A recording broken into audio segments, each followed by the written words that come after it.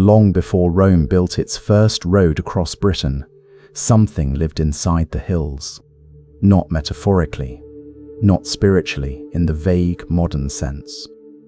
The people who told these stories meant it with the same directness they brought to everything else, beneath the green mounds scattered across the Irish landscape.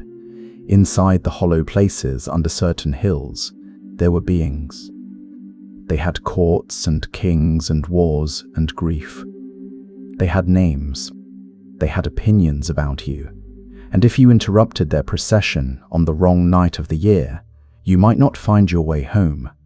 This is not the mythology most people grew up with. The Greek gods live on a mountain, removed from human life by altitude and marble. The Norse gods at least bleed, but they keep to their own realm, high above the human world and connected to it by a bridge. The Celtic gods do something stranger than either. They live here, in the same land you walk through, the same hills you can see from your window, the same rivers your cattle drink from. The distance between the world of the divine and the world of the living is not measured in miles or in realms. It is measured in attention. If you know where to look, if you approach the right place at the right hour, the threshold is right there, inches from your feet. And these are not distant perfections. They bleed. They lose. They make catastrophic mistakes and live with the consequences. The scribes who first wrote them down were Christian monks, working centuries after the fact, and you can feel the places in the manuscripts where they were not entirely sure what they had in their hands. They copy down tales of shape-shifting and divine cauldrons and severed heads that go on talking for 80 years, and they do it with the careful neutrality of archivists handling material they cannot fully account for. What survived is full of gaps and contradictions, and a Christian gloss laid over stories that predate Christianity by who knows how long. And with these extraordinary beings, we begin where all power starts, with the question of who is fit to be king. The name Nuada appears in the oldest strata of Irish mythology, in the Welsh cognate Neath, in a handful of continental inscriptions, and in the etymology of the River Nith in southwest Scotland. Linguists trace the root back to a Proto-Celtic word, meaning something like the acquirer or the fisher. This is a figure old enough that traces of him surface in the landscape itself, his name pressed into rivers and hills by people who have been gone for millennia. But the myth of Nuada does not begin in the deep past. It begins on a specific day, in a specific battle, and with a specific injury. The first battle of Mar Toru was the war by which the Tuatha Dé Danann took Ireland from its previous divine occupants, the Fir Bolg. Nuada was king of the Dé Danann and fought in the thick of it. Somewhere in the fighting, his sword arm was cut off at the shoulder. The battle was won.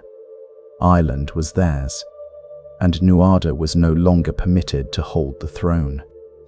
This is the rule the myths state without apology. A king of the Tuatha Dé Danann must be physically whole. A blemished king cannot reign. The logic behind it runs deeper than mere aesthetics. In Celtic thought, the king's body was understood to be in sympathetic relationship with the body of the land. A king who was broken in himself would govern a kingdom that broke. Kingship was not simply a political office. It was a covenant with the land's fertility, its crops, its cattle, its weather. To keep a wounded king on the throne was to accept the wound as a condition of the kingdom itself. So Nuada stepped down. What happened next was, by most reckonings, a disaster. In Nuada's absence, the kingship passed to a figure called Bress, who was half Tuatha Dé Danann and half Fomorian, the hostile divine race that would later become the Dé Danann's great enemies. The choice was political, a diplomatic gesture toward the Fomorians, and it went badly almost immediately. Breeze was beautiful and entirely without generosity, which in this tradition is not a personality flaw, but a theological disqualification. A king who does not feast his warriors, who lets the knives of his guests go ungreased, who fails to ensure the poets are satisfied and the mead is poured. This king breaks the contract of sovereignty at its foundation. Under Brez, the Tuatha Dé Danann found themselves laboring like servants for the Fomorians, their greatest heroes reduced to digging and carrying. The Dagda was set to build forts. Ogma, their champion, was put to hauling firewood. Even the gods could be humiliated if the king who presided over them was the wrong kind of man. The solution, when it came, arrived from a direction no one expected. Dian Cécht was the divine physician of the Tuatha Dé Danann, and in the standard version of the myth, it is he who solved Nuada's problem. He crafted a replacement arm from silver, fully articulated at every joint, moving exactly as a living arm moved, every finger functioning, the grip usable. Nuada Ag Etlam, Nuada of the Silver Hand, was the result. The first figure in world mythology to receive what we would now call a functional prosthetic limb, and the first king in this tradition to be restored to his throne by craft, rather than by any supernatural healing. The silver arm is not a miracle, it is engineering. It is the understanding that what the body loses, the mind can replace with sufficient skill. Brez was ejected. Nuada resumed the kingship. The story moves on. Or almost. There is a later version of the arm that the scribes preserve alongside the first, and it adds something. Dayan had a son named Miach, who inherited his father's gifts and exceeded them. Where Dian had built silver, Miach grew flesh. He attached a living arm to Nuada's shoulder, skin and muscle and nerve perfectly restored, the god made whole in a way his father's craft could not quite achieve. Nuada was healed completely. Dian killed his son for it. The myth states this plainly without elaborate justification. Professional jealousy. The father who was surpassed. There are 4 wounds in the telling. The first 3 deflected by Miach's own healing ability. The 4th driven through the brain, and that one Miach could not survive. The greatest healer of the divine race, murdered the even greater healer who was his own child, and the myths record both facts in the same breath, Dian's brilliance and Dian's failure of it. The full cost of that killing becomes visible only later in the story of Miach's sister, which we will come to in its proper place. Nuada himself does not survive the war that is coming. He dies in the second battle of Mahtoru, killed by Balor of the Evil Eye, and is mourned. His story is not a story of triumph. It is a story about the cost of a single moment, an arm lost in battle, and the entire cascade of consequence that followed: the wrong king, the servitude of the divine race, the murder of a healer, the permanent loss of half of what the earth's plants could cure. One wound at the beginning, and the ripples spread outward for the rest of the mythology. There is a moment early in the Book of Invasions when the Dagda is introduced, and the scribe seems momentarily uncertain what tone to adopt. The Dagda is described as a father figure, the great god, the lord of perfect knowledge, the tribal patriarch of the Tuatha Dé Danann. Then the same passage describes him as immensely fat, tripping over his own enormous belly, wearing a tunic so short it barely covered him. He goes to a tryst with a goddess while carrying a club the size of a chariot axle, and wearing a hood with a horse's mane sewn to it. The tension between those 2 portraits, is not an accident or a scribal embarrassment. It is the whole point of the Dagda. His name, or rather his title, means the good god. The word good here does not mean morally virtuous in any straightforward way. It is closer to the Old English sense of good at, which is to say complete, fully able, a god who is good at being a god, in the same way a good sword is good at being a sword. Unstinting, full. The Dagda's goodness is a kind of superabundance, a refusal to be reduced to any single quality. He is simultaneously the most powerful and the most ridiculous figure in the pantheon, and those two things are not in contradiction. His attributes make the point in material form. The club he carries is so large that 8 men would be needed to lift it, and it operates on both ends of existence. One end kills the living, the other revives the dead. This is not a weapon and its opposite. It is a single object that holds both poles of life within it, the power to end and the power to restore, wielded by the same hand. The Dagda does not choose between those functions. He contains them.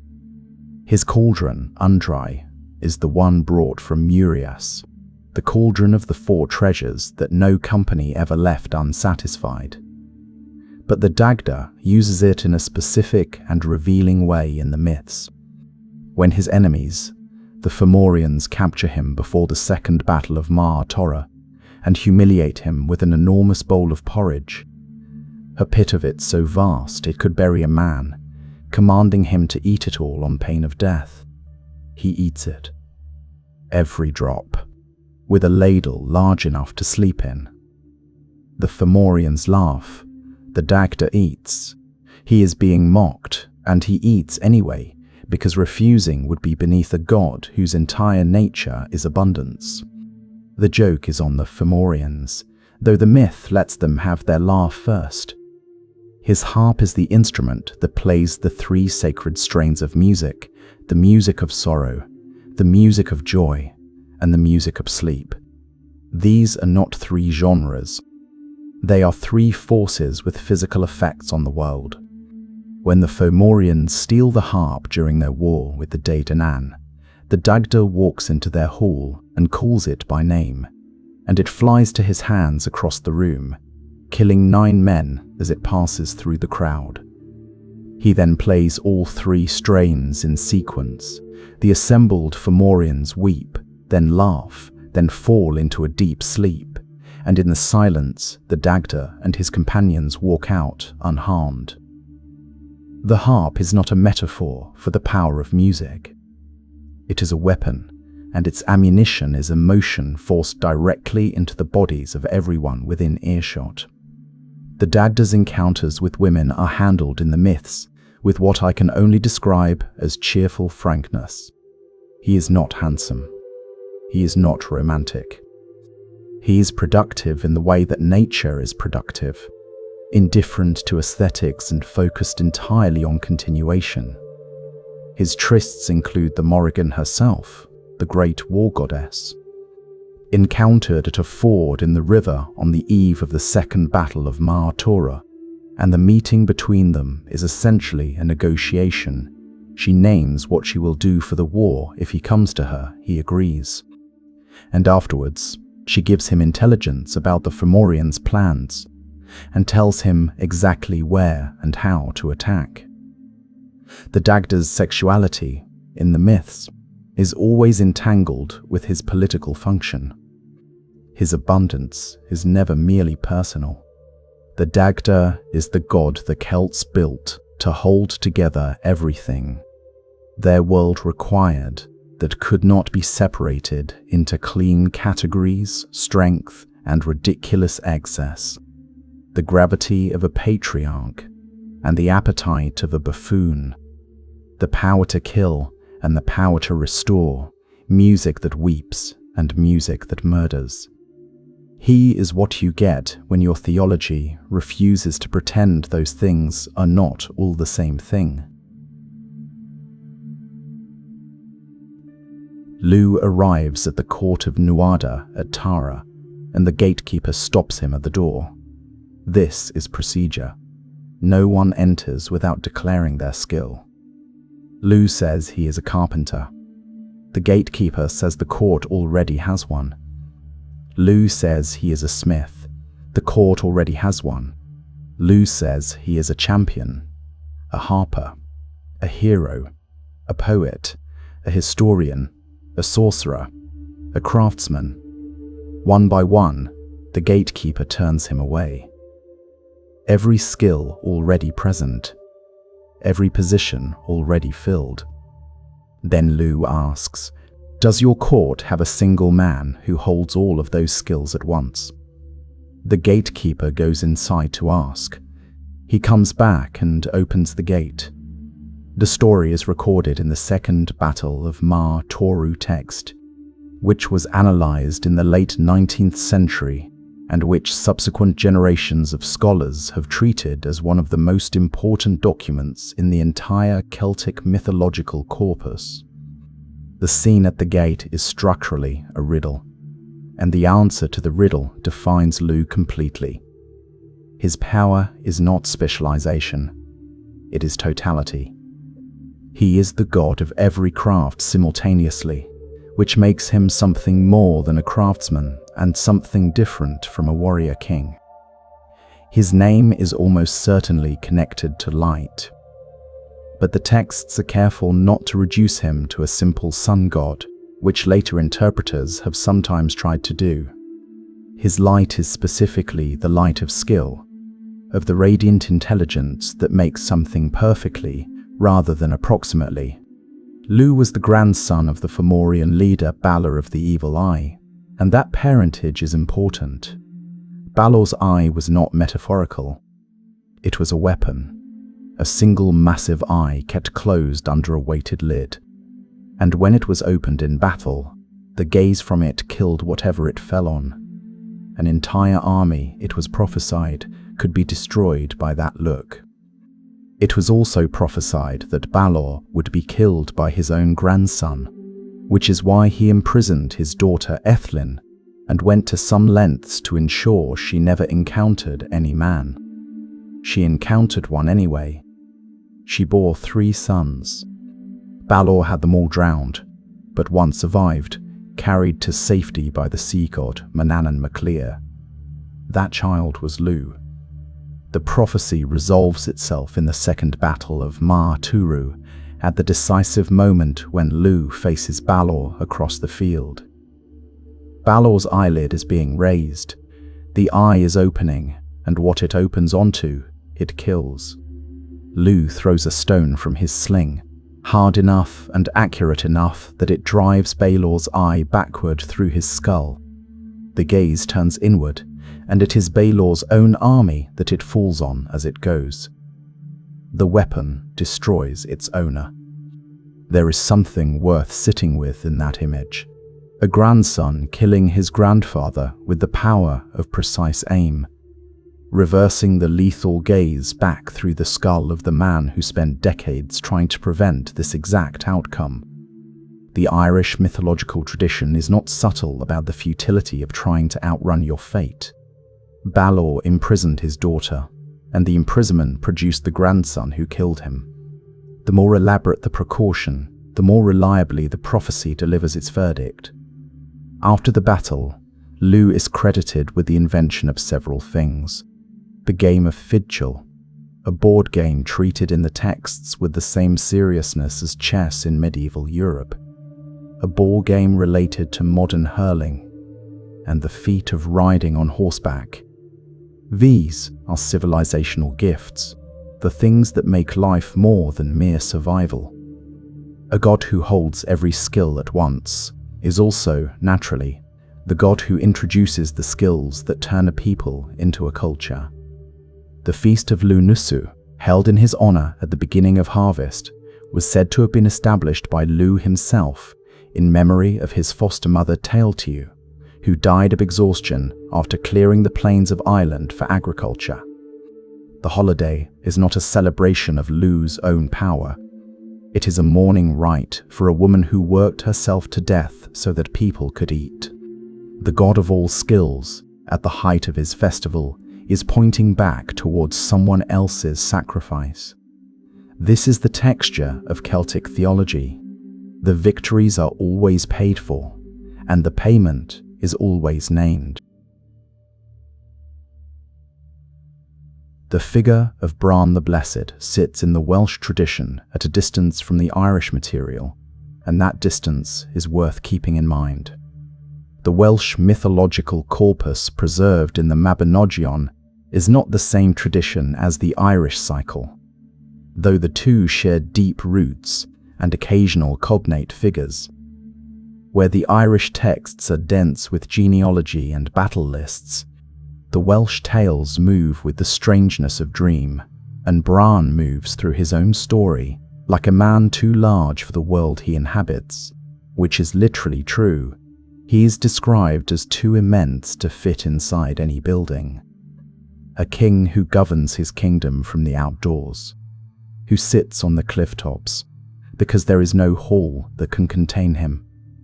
His name means crow or raven, and the resonance with the war goddess tradition, with Badb, with the Morrígan in her bird form, is either significant or coincidental depending on which scholar you ask. What the myths do with his name is give him a particular quality of grim witnessing. He watches things happen that he cannot prevent, and he endures them at a scale no human figure could.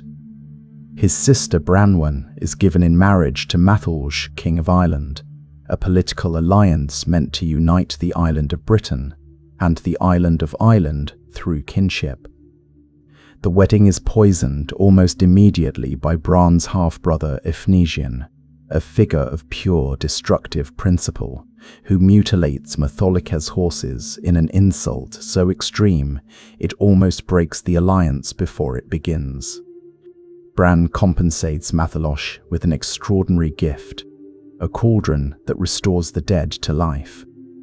A warrior thrown into it comes out the next morning able to fight again, though without the ability to speak, which the myth mentions as if it is a minor trade-off, and which is actually the most unsettling detail in the entire passage. The marriage fails. Branwen is humiliated in the Irish court, reduced to servant work, beaten, kept from contact with her people for 3 years. She trains a starling to carry a message across the water to Bran. He comes with an army. The war between Britain and Ireland in the second branch of the Mabinogi is one of the most desolating passages in medieval Welsh literature. Both sides suffer catastrophic losses. The Irish keep using the cauldron Bran gave them to restore their dead warriors to fighting capacity, and Efnisian finally destroys it by hiding inside it and shattering it with his own body, the act killing him in the process. By the end, 7 men survive on the British side. Branwen dies of grief when she sees what her existence has cost. Bran is struck by a poisoned spear in the foot, a wound that will not heal. He commands his 7 survivors to cut off his head.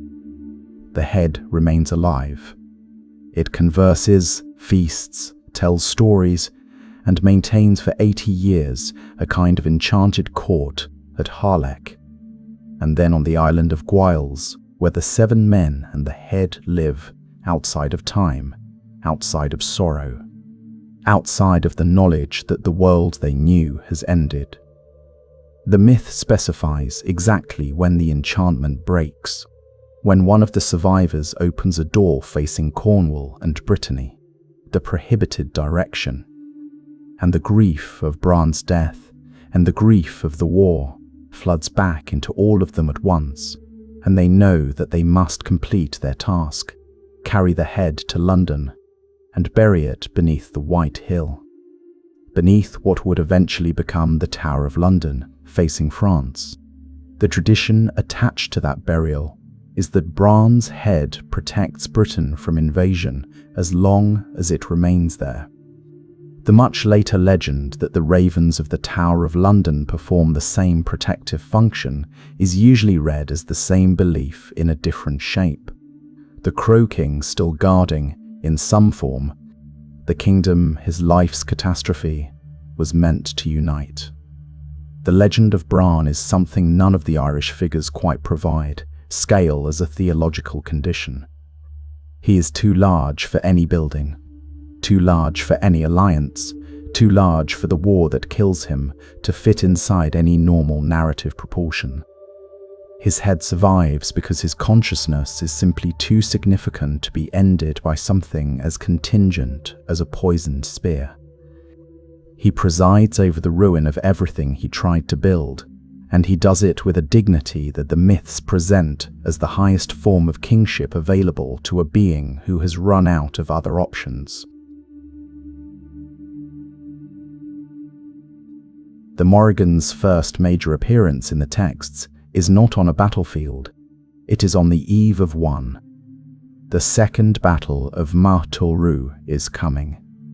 The Tuatha de Danann and the Fomorians are moving toward each other, and on the night before everything begins, the Dagda walks to a ford on the river Unius and meets a woman washing.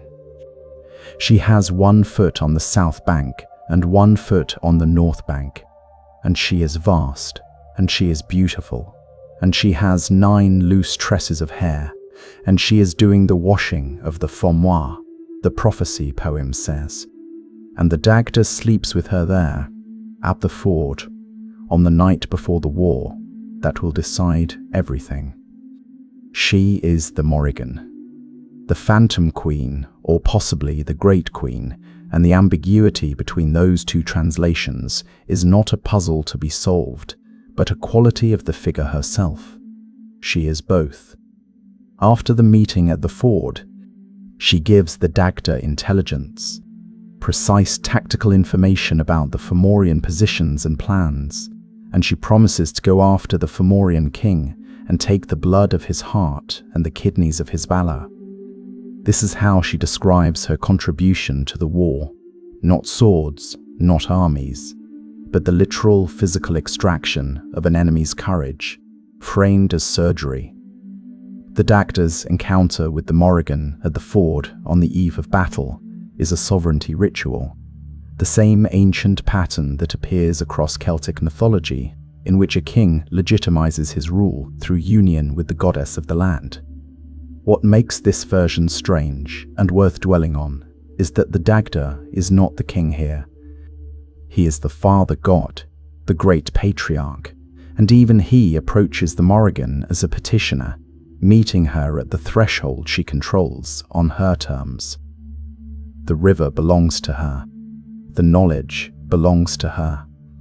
The battle's outcome belongs to her. He is the most powerful being in the Irish pantheon, and he goes to her ford, and he asks. Her most extended story is not the Dagda's, though. It is Cú Chulain's, and it is one of the most psychologically intricate sequences in all of medieval Irish literature. Before the Great War, the Morrigan comes to Cú Chulainn, and she offers him love and her power. She comes as a beautiful woman, and she declares herself plainly, and Cú Chulainn turns her away with contempt. He says he has no time for a woman's backside, or words to that effect. The exact phrasing varies between manuscripts, but the meaning is consistent. He does not recognize what he is dismissing. Or perhaps he recognizes it perfectly and rejects it anyway, which would be the more accurate reading of his character. A hero constitutionally unable to accept help from any direction that carries a condition. The Morrigan tells him with the clarity of a legal judgment that it will be the worse for him. In the battles that follow, she comes at him 3 times in 3 animal forms, each attack precisely targeting the vulnerable moment of single combat, when the ford is Cú Chulain's and his enemies wait on the far bank. She comes as an eel and wraps herself around his legs in the water, trying to pull him under while he fights his opponent. She comes as a grey wolf and stampedes a herd of cattle across the ford, using the animals as a weapon against him. She comes as a red heifer at the head of a stampede. He injures her each time. He breaks the eel's ribs. He puts out the wolf's eye with a stone from his sling. He breaks the heifer's leg. And he wins his combats despite her interference, because Cú Chulainn wins every combat until the very end. But the wounds he gives her matter. They carry forward. After the war, Cú Chulainn encounters an old woman by the road, blind in one eye, milking a cow that has a broken leg. She is milking 3 streams of milk, one for each of her injuries. He asks for a drink, and she gives it to him, and each time he drinks he blesses her, and each time he blesses her, one of her wounds heals. He is giving her back what he took. Not deliberately, not knowingly, but the exchange happens regardless, because this is how the Morrígan operates. She does not accept a wound and leave it unreconciled. Every injury comes back around. When she has been fully healed, she reveals herself. The texts differ slightly on what she says at this revelation. Some give her a speech, some let the moment speak for itself. What all of them agree on is that Cú Chulainn understands at this point that he has made an enormous error. Not in wounding her, but in the rejection before the war. The contempt he showed the sovereignty goddess who came to him in good faith and offered him everything. He does not survive long after this. At his final battle, when Cú Chulainn has been brought to the edge of death by wound and exhaustion, and the magic his enemies have used against him, the Morrígan perches on his shoulder as a crow, and his enemies see her there and know what it means. They move in. The great hero of Ulster dies tied to a standing stone, the crow on his shoulder announcing what his body has not yet fully accepted. She did not kill him. She never killed him. She announced him as she announced everything before it happened. The crow on the shoulder is not a cause. It is a recognition. The pattern has completed itself. What she offered before the war, the alliance, the protection, the chance of survival, was not metaphor. It was a genuine offer. His contempt closed that possibility, and the war filled in the space where it would have been. The Morrígan is simultaneously a goddess of battle, prophecy, sovereignty, and sexuality, and the myths hold all 4 of those domains as a single thing. This is not a coincidence of attribute assignment. It is a claim about the nature of power, that the force which decides whether a king lives or dies, whether a hero's fate is favorable or not, whether a war turns on this moment or that one, is the same force that animates desire, that selects the worthy ruler, that speaks in the voice of a crow over a corpse. You cannot separate them. To control one is to be adjacent to all of them. The Morrígan does not choose between her functions. She holds them simultaneously, the way the ford holds both banks. Badb is sometimes treated as one of the Morrigan's aspects, and sometimes as a distinct figure, and the medieval scribes themselves were not entirely consistent on this question. The name means crow or hooded crow, and the word became a common noun in Irish, meaning simply a carrion crow, the bird that arrives after the killing is done. This is a goddess who entered the language as a bird, whose presence became so synonymous with battle death that the term for the bird and the term for the divine harbinger collapsed into the same syllable. Her role in the mythology is more specific than the Morrigan's, and in some ways more terrible for the specificity. Before the second battle of Ma Turu, Badb appears and speaks a prophecy. This is her primary function, not to fight, but to announce. The prophecy comes in the form of a poem, rhythmic and dense, with the formal compression of early Irish verse, and it describes the battle before it happens, the armies, the losses, the turning point, the outcome. It is a poem about events that have not yet occurred, delivered with the certainty of a court record. After the battle, Badb appears again. This second appearance is known as the Badb Scream, and it is not a prophecy anymore. It is a verdict. She flies over the carnage and she screams, and the scream is an announcement that what happened here was real, that the dead are dead, that the living should know what the field cost. The pre-battle poem and the post-battle scream bracket the violence, naming what it will be before it begins, and confirming what it was after it ends. She is the witness, the one who holds the account. The cry of Badb in later Irish tradition became a byword for the screaming that followed disaster, the sound of grief after catastrophe. The keening tradition, the formal mourning of the dead, has deep roots in this figure.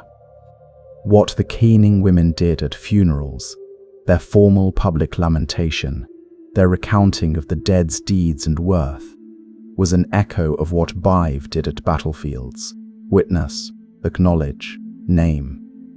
To grieve properly was to perform, in human terms, the function of the goddess.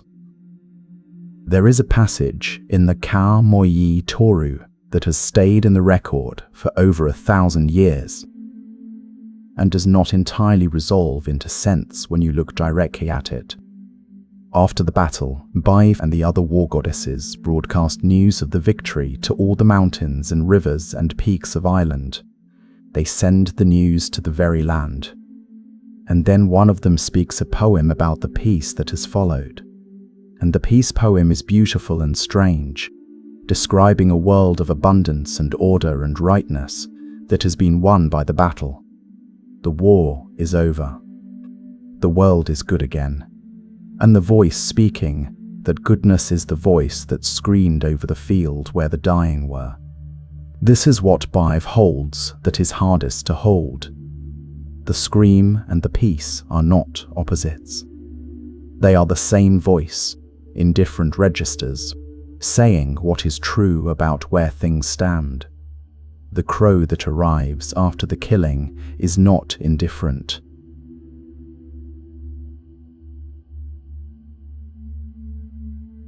Macha, one of the most layered figures in this entire video, the one who requires the most careful attention because her stories do not seem to belong together, and yet they do, in a way that only becomes visible when you see the shape beneath them. She appears 3 times in the Irish mythological tradition as 3 distinct women, all named Macha, all connected to Ulster, all carrying a specific quality of power and a specific quality of wound. The scholars who have worked most carefully on this material, including, treat the 3 Machas as facets of a single figure, the same divine principle appearing across different narrative registers. The first Macha is Macha of the Red Mane, a warrior queen of the historical record who fights for her right to the kingship of Ireland at a time when the male pretenders consider a woman's claim self-evidently invalid. She defeats them. She takes the throne.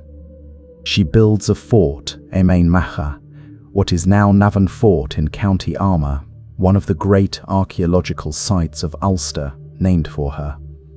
The tradition says she made the conquered kings mark out the fort's boundaries with the brooch pin from her cloak.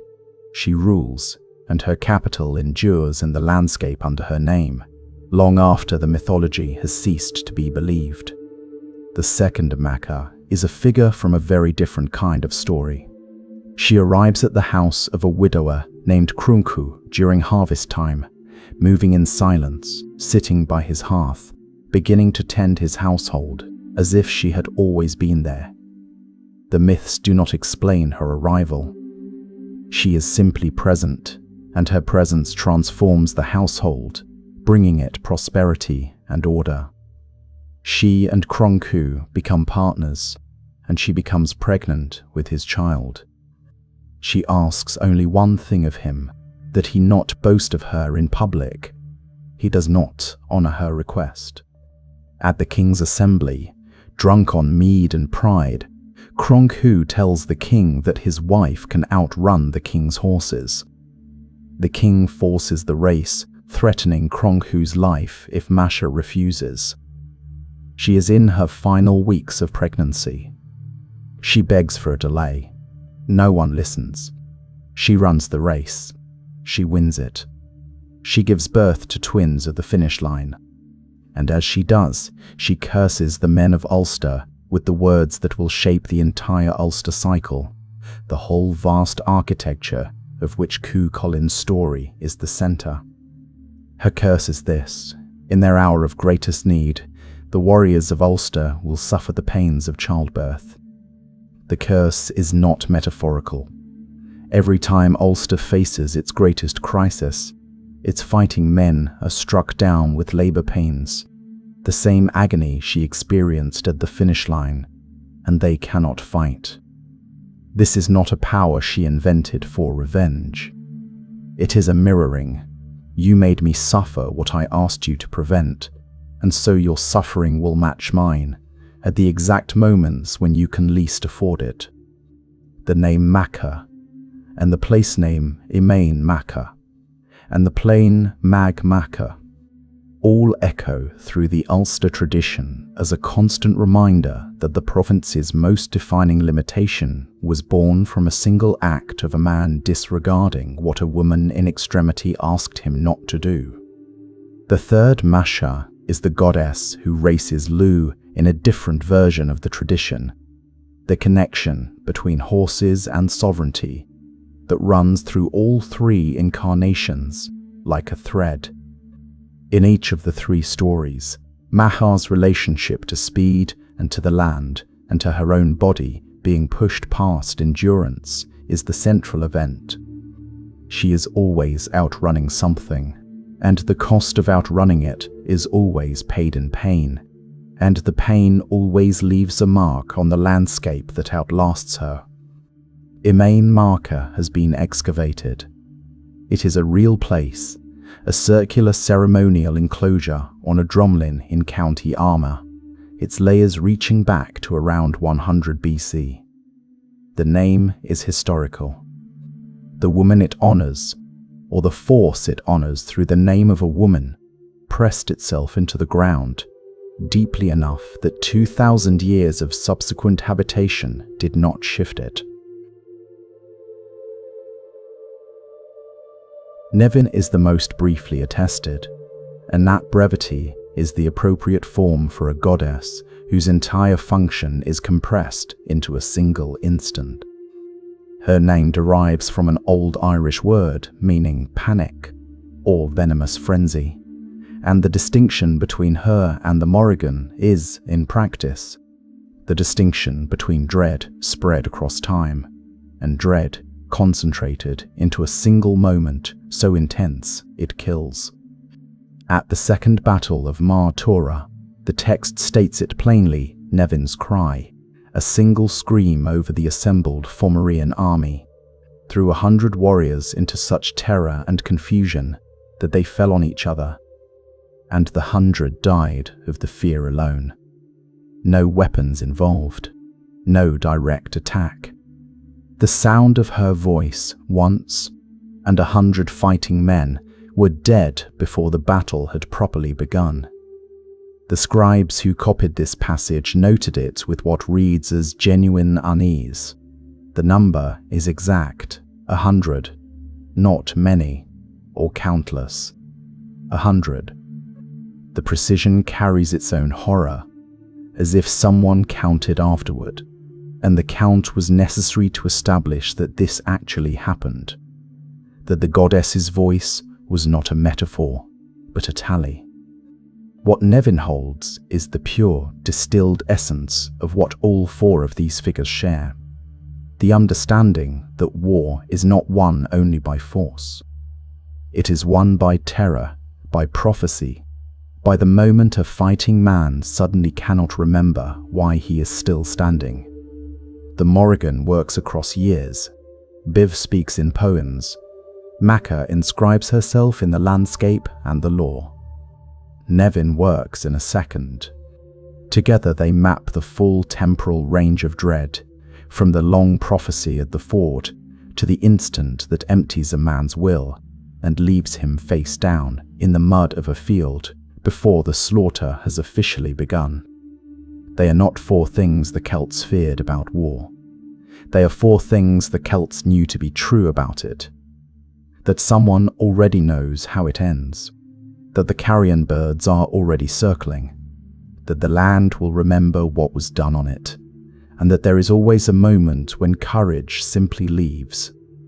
Power in the Celtic world was not only force. It was also wisdom, and the gods who held wisdom were as feared as the ones who held armies. The Druids of ancient Gaul, according to Julius Caesar, spent 20 years in training. 20 years learning by memory what was never written down, because the wisdom they were acquiring was too important, too alive, to be fixed on any surface. Caesar was a conqueror, writing about a people he wanted to explain and diminish, so his numbers should be held at arm's length. But the core observation has the ring of something real. In the Celtic world, knowledge was not a possession. It was a practice. A discipline so demanding it required the full span of a young life to master. This matters for the gods in this act, because what they represent is not knowledge as information, as a library or a treasury of facts. It is knowledge as the force that makes things real. The poet who could compose a satire powerful enough to raise blisters on a king's face was not speaking metaphorically about reputation damage. The myth, and the law, and the terrified behavior of actual historical kings all agree. The words, spoken correctly by the right voice, had physical effects. Wisdom, in this tradition, was the same category as fire. It could warm you. It could burn you. It could forge something new from material that was only ore before it arrived. The poets held legal standing in Celtic society that no other tradition in Europe gave them. They could cross territorial boundaries no warrior could cross. They could make demands no merchant could make.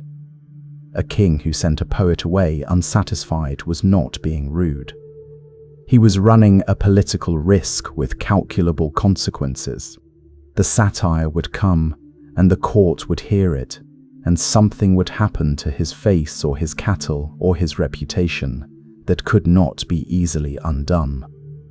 The gods of knowledge in the Celtic world are, therefore, not gentle librarians or serene sages. They are dangerous in the specific way that something powerful and poorly understood is always dangerous.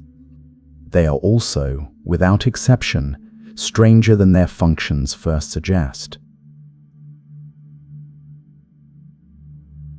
Ogma's name appears in the Irish sources and in Gaulish dedications as Ogmios, and the two versions of this figure are worth keeping distinct before considering what they share.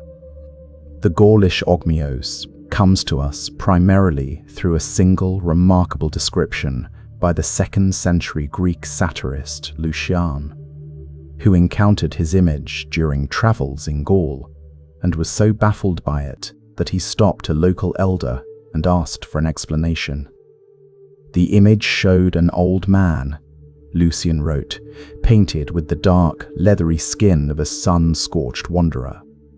He was dressed in a lion's skin, carrying a club and a bow in the manner of Heracles. But this figure was leading a crowd of willing followers, and the connection was made not through chains around their wrists, but through thin golden chains running from his tongue to their ears. The chains were delicate. The followers were smiling. They were not prisoners. They came willingly, drawn forward by the thread running from his mouth. Lucian had brought his Greek framework with him and was initially certain this must be Heracles. The elder corrected him. The Gauls, the elder said, did not place eloquence in the young and beautiful the way the Greeks did. In Gaul, eloquence reached its full power with age, with experience, with the long accumulation of what a life had taught.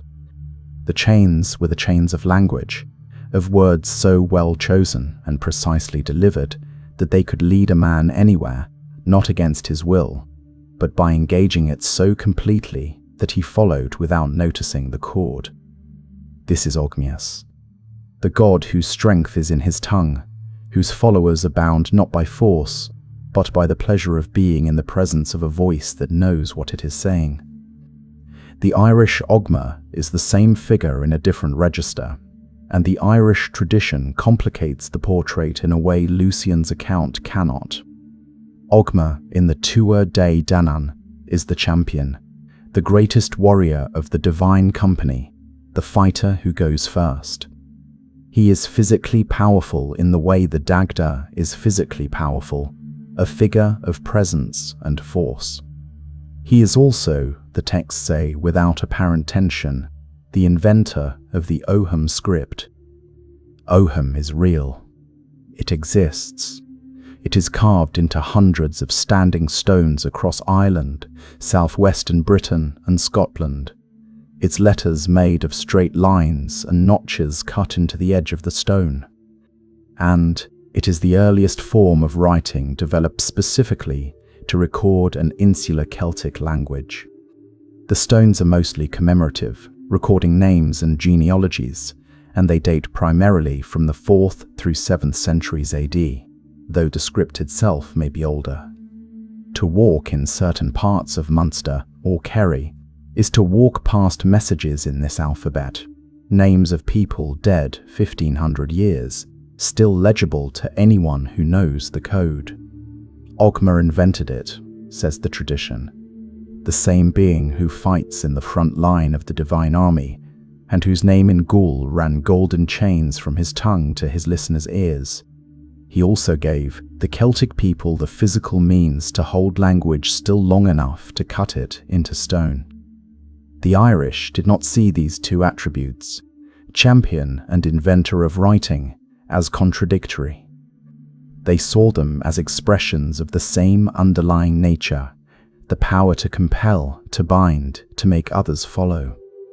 The sword compels the body. The poem compels the mind. The inscription in stone compels time itself, reaching forward past the life of the carver to address eyes that do not yet exist. There is a specific passage in the Car Moyu Toru, the Battle of Mar Toru text, where Ogma encounters a sword that speaks.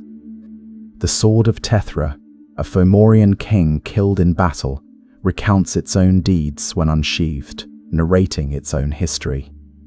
Ogma takes this sword. The detail is easy to read past and easy to read wrong. It is not a trophy. It is a recognition. The champion, who is also the master of speech, claims the weapon that has become speech.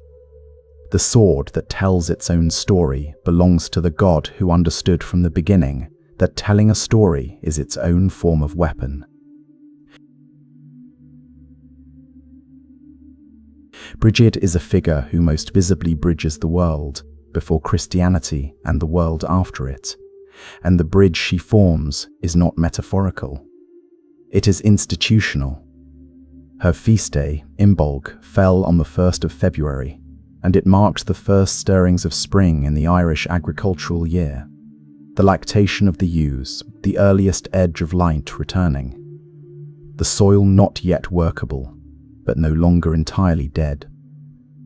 It was her day in the pagan calendar, and when Christianity arrived in Ireland, the feast became St. Brigid's Day, and the saint took on attributes so similar to the goddess that scholars have been arguing for 200 years about where one ends and the other begins. her sacred flame at Kildare, tended by religious women, was extinguished during the Reformation and relit in 1993, making it one of the longest continuously commemorated sacred fires in European history, with an interruption of several centuries in the middle. The flame is the key to Brigid, not just as symbol, but as the organizing principle beneath her three domains.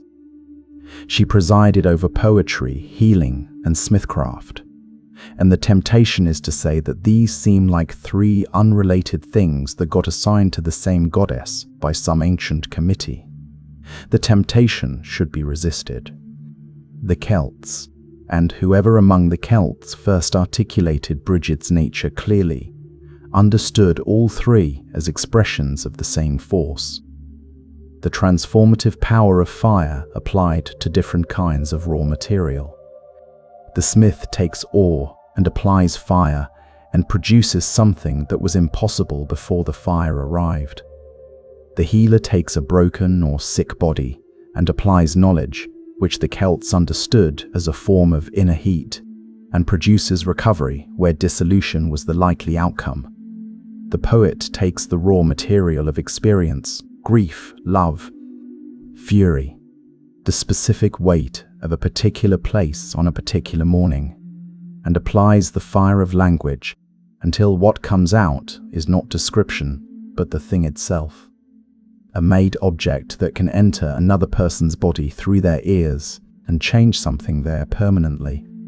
Same fire, different forge, same Brigid, presiding over all three. Her father was the Dagda, which places her within the highest tier of the Tuatha De Danann, and she bore a son who was killed in the war against the Fomorians. The myth says she invented the practice of keening at his death, the ritual weeping song that became the formal lamentation for the dead, the same tradition the Banshee later inherited. The goddess of the transformative fire also, at the moment of her deepest grief, gave the people the form they would use to survive their own grief. She made something from her loss. This is what the tradition credits her with, not just the arts, but the understanding that the arts come from the hottest places. The saint who replaced her, or absorbed her, or became her in a different language, performed miracles of abundance and healing, hung her cloak on a sunbeam to dry, turned water into ale for a community of lepers, and established a monastic centre at Kildare that became one of the most important religious houses in early medieval Ireland. The abbesses of Kildare held unusual authority for women in the early medieval church, an authority with no obvious ecclesiastical precedent, but a very obvious mythological one.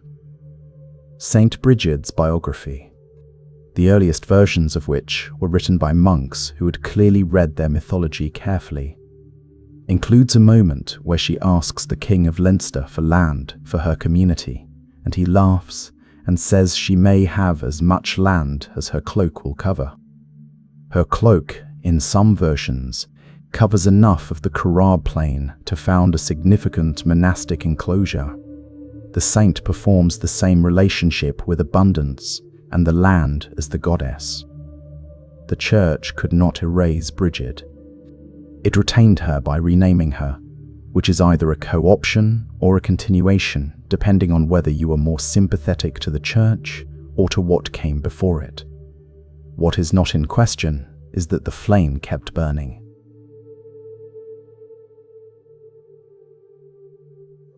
The story of Cerridwen and the cauldron of Arawn is Welsh, preserved in late 16th century manuscripts, though the tale it contains is much older, and it is the most complete shape-shifting sequence in any Celtic mythology.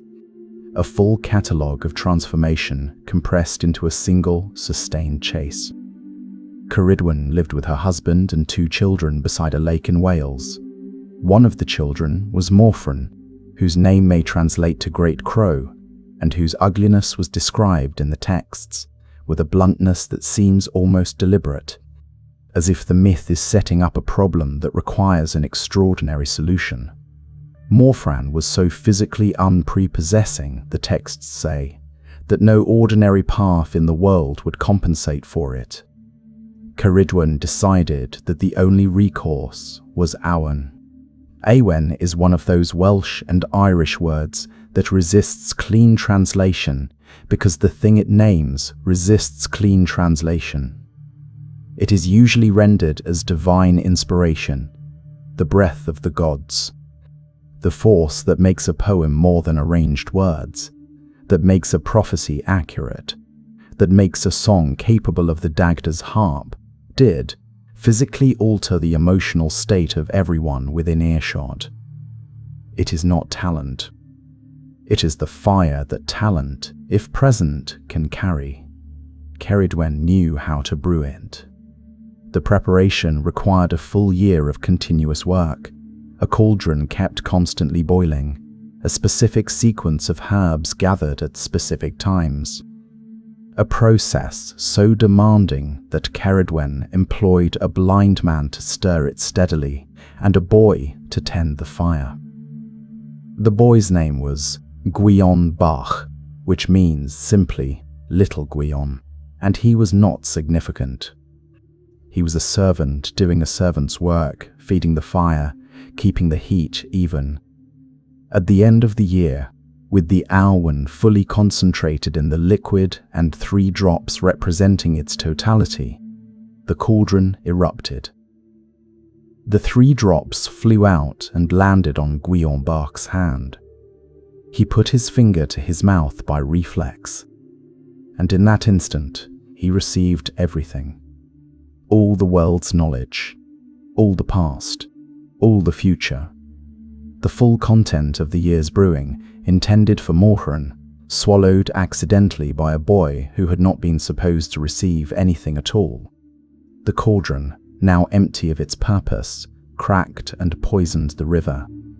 Cerridwen understood immediately what had happened, and what the myth does next is the thing that makes it extraordinary, because what it does is a shape-shifting pursuit across the full catalogue of natural forms, each transformation answered by a counter-transformation, a structure that reads like a theological argument conducted at a sprint. Gwyn Bach transformed into a hare and ram. Cerridwen became a greyhound and gave chase. He transformed into a fish and dove into a river. She became an otter. He transformed into a bird and took to the air. She became a hawk. He saw a pile of threshed wheat on a barn floor and transformed into a single grain among thousands. She became a black hen and ate the grain. 9 months later, Cerridwen gave birth to a child so beautiful that she could not bring herself to kill it, though she had intended to. She wrapped it in a leather bag and cast it into the sea. The bag was found, caught in a weir on the eve of Samhain, by a man named Elfin, who opened it and saw the child's radiant brow and named him Taliesin, Shining Brow. The child looked up and spoke immediately in perfect verse. Taliesin became the greatest bard of the Welsh tradition, a figure so significant that his name was attached to an entire body of prophetic and mythological poetry.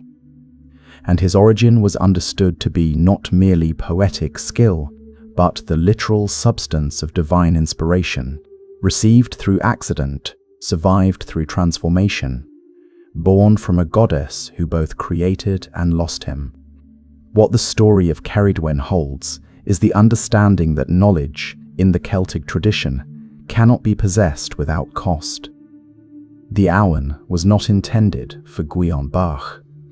He received it anyway, and the reception required him to transform repeatedly under pressure, through every natural form available to him, to survive the pursuit of the being who brewed it.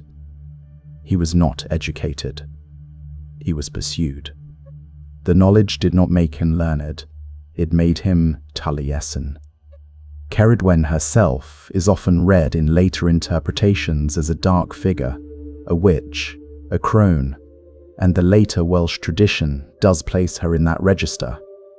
But the earliest layers of the mythology give her a motivation that is completely comprehensible. She was trying to give her ugly son a gift that would let him navigate the world.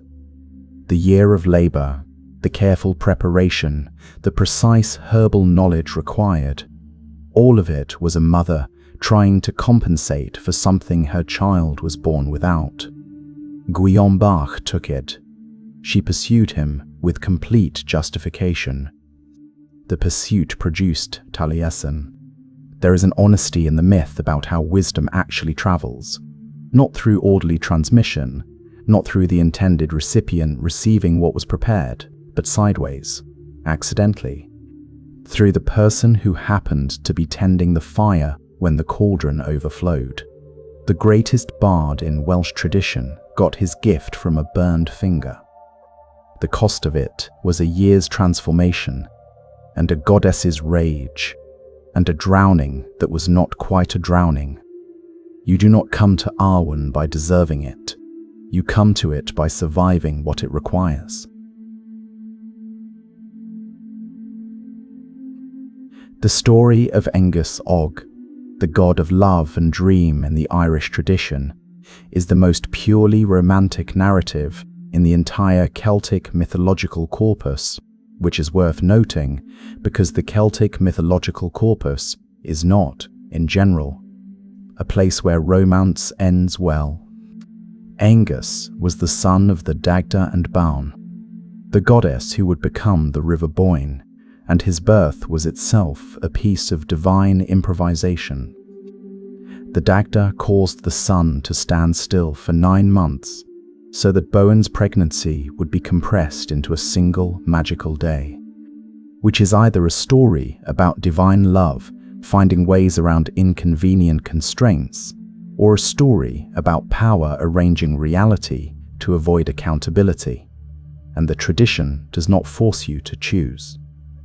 He lived at the great Neolithic passage tomb complex on the Boyne that we now call Newgrange, one of the oldest constructed spaces in the world, and its association with the young god of love and youth gives the archaeological site a mythological resonance that runs in the opposite direction from most sacred places. This is not where the dead are kept, though it is a tomb. It is where the young god dreams. Aengus dreamed of a woman. She appeared to him one night, and the dream was so vivid, so complete, so entirely real in the manner that very few dreams are, that he woke reaching for her. She was not there. He went back to sleep, and she came again, and he reached for her again, and she was not there. This continued for a year. Aengus stopped eating. He refused to leave his bed. His physicians could find nothing physically wrong with him and were baffled until one of them, or in some versions the Dagda, recognized the condition. He was dying of love for someone he had met only in sleep. What followed was a systematic search through every rath and lakeshore and dwelling in Ireland, a year-long inquiry by the Dagda, and then by the King of Munster, and then by the King of Connacht, working through the geography of Ireland like a detective working a case, eliminating possibilities one by one. The woman's name, when they found it, was Kaya Iboveth, and she lived on a lake in Connacht called Dragonmouth Lake, where she and 150 other women were chained in pairs by silver chains and moved every second year at Samhain between human form and the form of swans. The year Aengus came to the lake was a swan year. He was told he could have Kaya if he could identify her among the 150 swans. He walked to the edge of the lake and he called her name. She came to him. He transformed himself into a swan and entered the water, and the two of them swam together 3 times around the lake, singing. The singing lasted 3 days, the myth says, and was so beautiful that every living person within earshot fell into a deep sleep for the duration. Then they flew away together. and they have not been separated since. The story is often cited as one of the clearest expressions of the Celtic concept of Anam Cara, the soul friend or kindred spirit.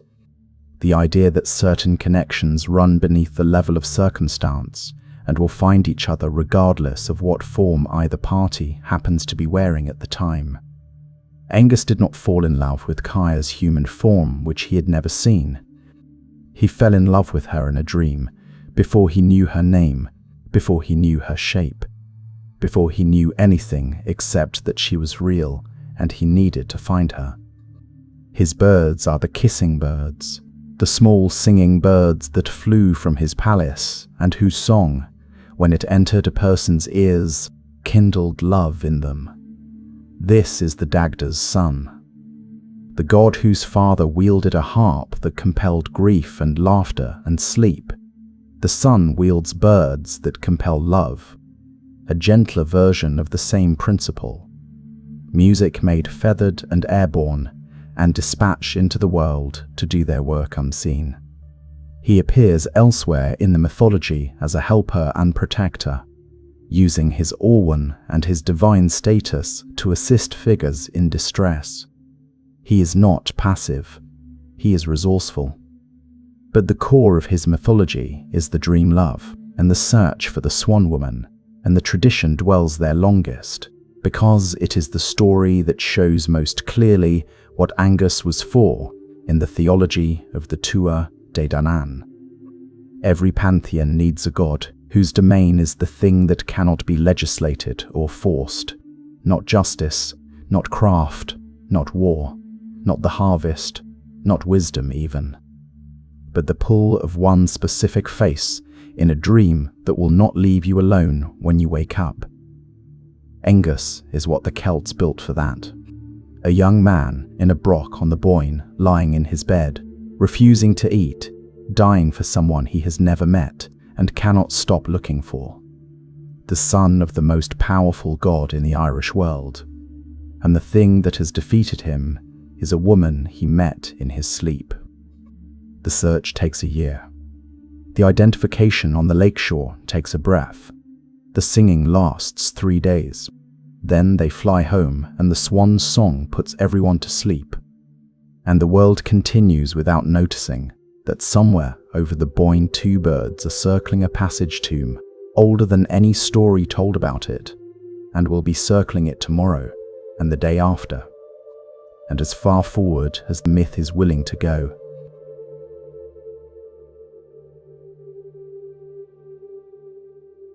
Manannán mac Lir is the Lord of the Sea, and the first thing to understand about him is that in the Irish imagination, the sea and the other world were not two different things. Both were out there, past the edge of the visible world. Both were places where ordinary rules ceased to apply. Both contained the dead. Both contained abundance of a specific kind, inexhaustible, impervious to winter, governed by a different relationship with time than the world the living inhabited. When the Tuatha De Danann retreated into the Hollow Hills after the Milesian invasion, some of them went underground and some of them went west across the water to islands that were not on any map any mortal navigator could produce. The sea was the lateral otherworld, the horizontal axis of the same country that the fairy mounds accessed vertically. Manannán ruled both, or rather, he ruled the one thing they both were. His name, mac Lir, means son of the sea. The Lir from whom he descends is a personification of the ocean itself, the raw elemental force, and Manannán is what that force looks like when it takes a shape you can negotiate with, a ruler, a traveler, a keeper of gates. He is not principally a war god or a craftsman or a figure of political drama. He is a host, and the most important thing he hosts is the feast that never ends. The land of the young, the plain of honey, the land of promise. These are several names for the same place, and Manannán governs them all, moving through the texts as their keeper and provisioner. the being who ensures that in the otherworld, time does not pass, sickness does not come, and the table is always full. His realm is where Lugh was fostered before he came to Nuada's court. It is where the gods retreated when Ireland was given to the Milesians. It is the destination of the voyage tales, the Imrama, those extraordinary early Irish narratives in which a mortal sailor pushes west past the edge of the known world and discovers islands where the dead feast and the living are welcome for a while, until they try to return and find that what felt like weeks was centuries. His possessions define his nature by enumeration. The wave sweeper, his vessel, moved without sail or oar by the will of its captain, going wherever Manannán directed it without needing wind or current. This is not a ship. It is sovereignty over the medium itself, the ability to move through the sea without being subject to what the sea decides. His horse Enbar, which means something like flowing mane or frothing water, ran across the surface of the ocean without breaking through. It was also gifted to the hero Lugh, and its attribute travelled with it, a horse that could carry its rider across any water as if the water was solid ground. Manannán gave away one of the fundamental powers of his domain, the ability to cross water without drowning, to the god of all skills, which is either generosity or a recognition that Lugh would need to move between worlds as fluidly as the sea god himself. His cloak was the cloak of concealment, and its use in the mythology is broader and stranger than simple invisibility.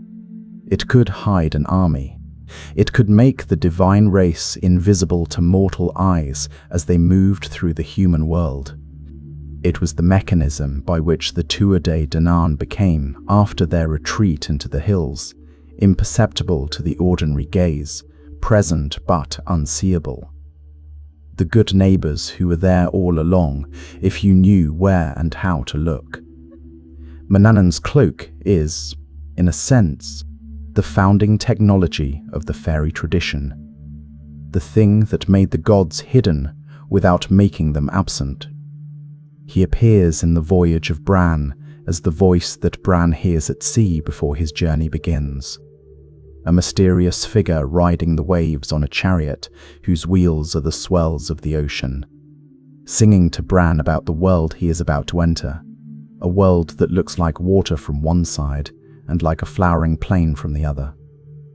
The song is one of the most beautiful passages in early Irish literature, and it does something unusual. It describes the other world from inside, from the perspective of someone already there, looking out at the mortal world with a kind of gentle puzzlement at how different the same landscape appears, depending on where you are standing when you observe it. What Bran sees as a grey, wave-crossed ocean, Manannán sees as a sun-dappled plain of flowers. The salmon leaping in Bran's water are calves and lambs gambolling in Manannán's meadow. The same reality, read through two different natures, produces two entirely different worlds. This is Manannán's deepest attribute, more fundamental than the horse or the cloak or the inexhaustible feast. He knows that what you perceive as your world is a function of how you are constituted to perceive it, and that the world adjacent to yours, accessible through the right gate at the right time, is as real and as solid as the one you stand in, just differently arranged. He is the keeper of that knowledge and the keeper of the gates through which it can be approached, and he is generous with his keeping, which is the quality the texts return to most often. He helps, he gives, he hosts, he points the way. The dead do not frighten him, because from where he stands, the dead are simply guests at the longer feast. Most of the gods in this video left mythological literature behind, stories, narrative sequences, heroes who encountered them and survived to describe the experience. Taranis left something different. He left a wheel. Thousands of them. Small votive wheels cast in bronze or iron, deposited in rivers, springs, sacred enclosures, and graves across an enormous geographic range. Gaul, Britain, the Rhine frontier, the Danube corridor. A six-spoked wheel, small enough to hold in a palm, offered to something.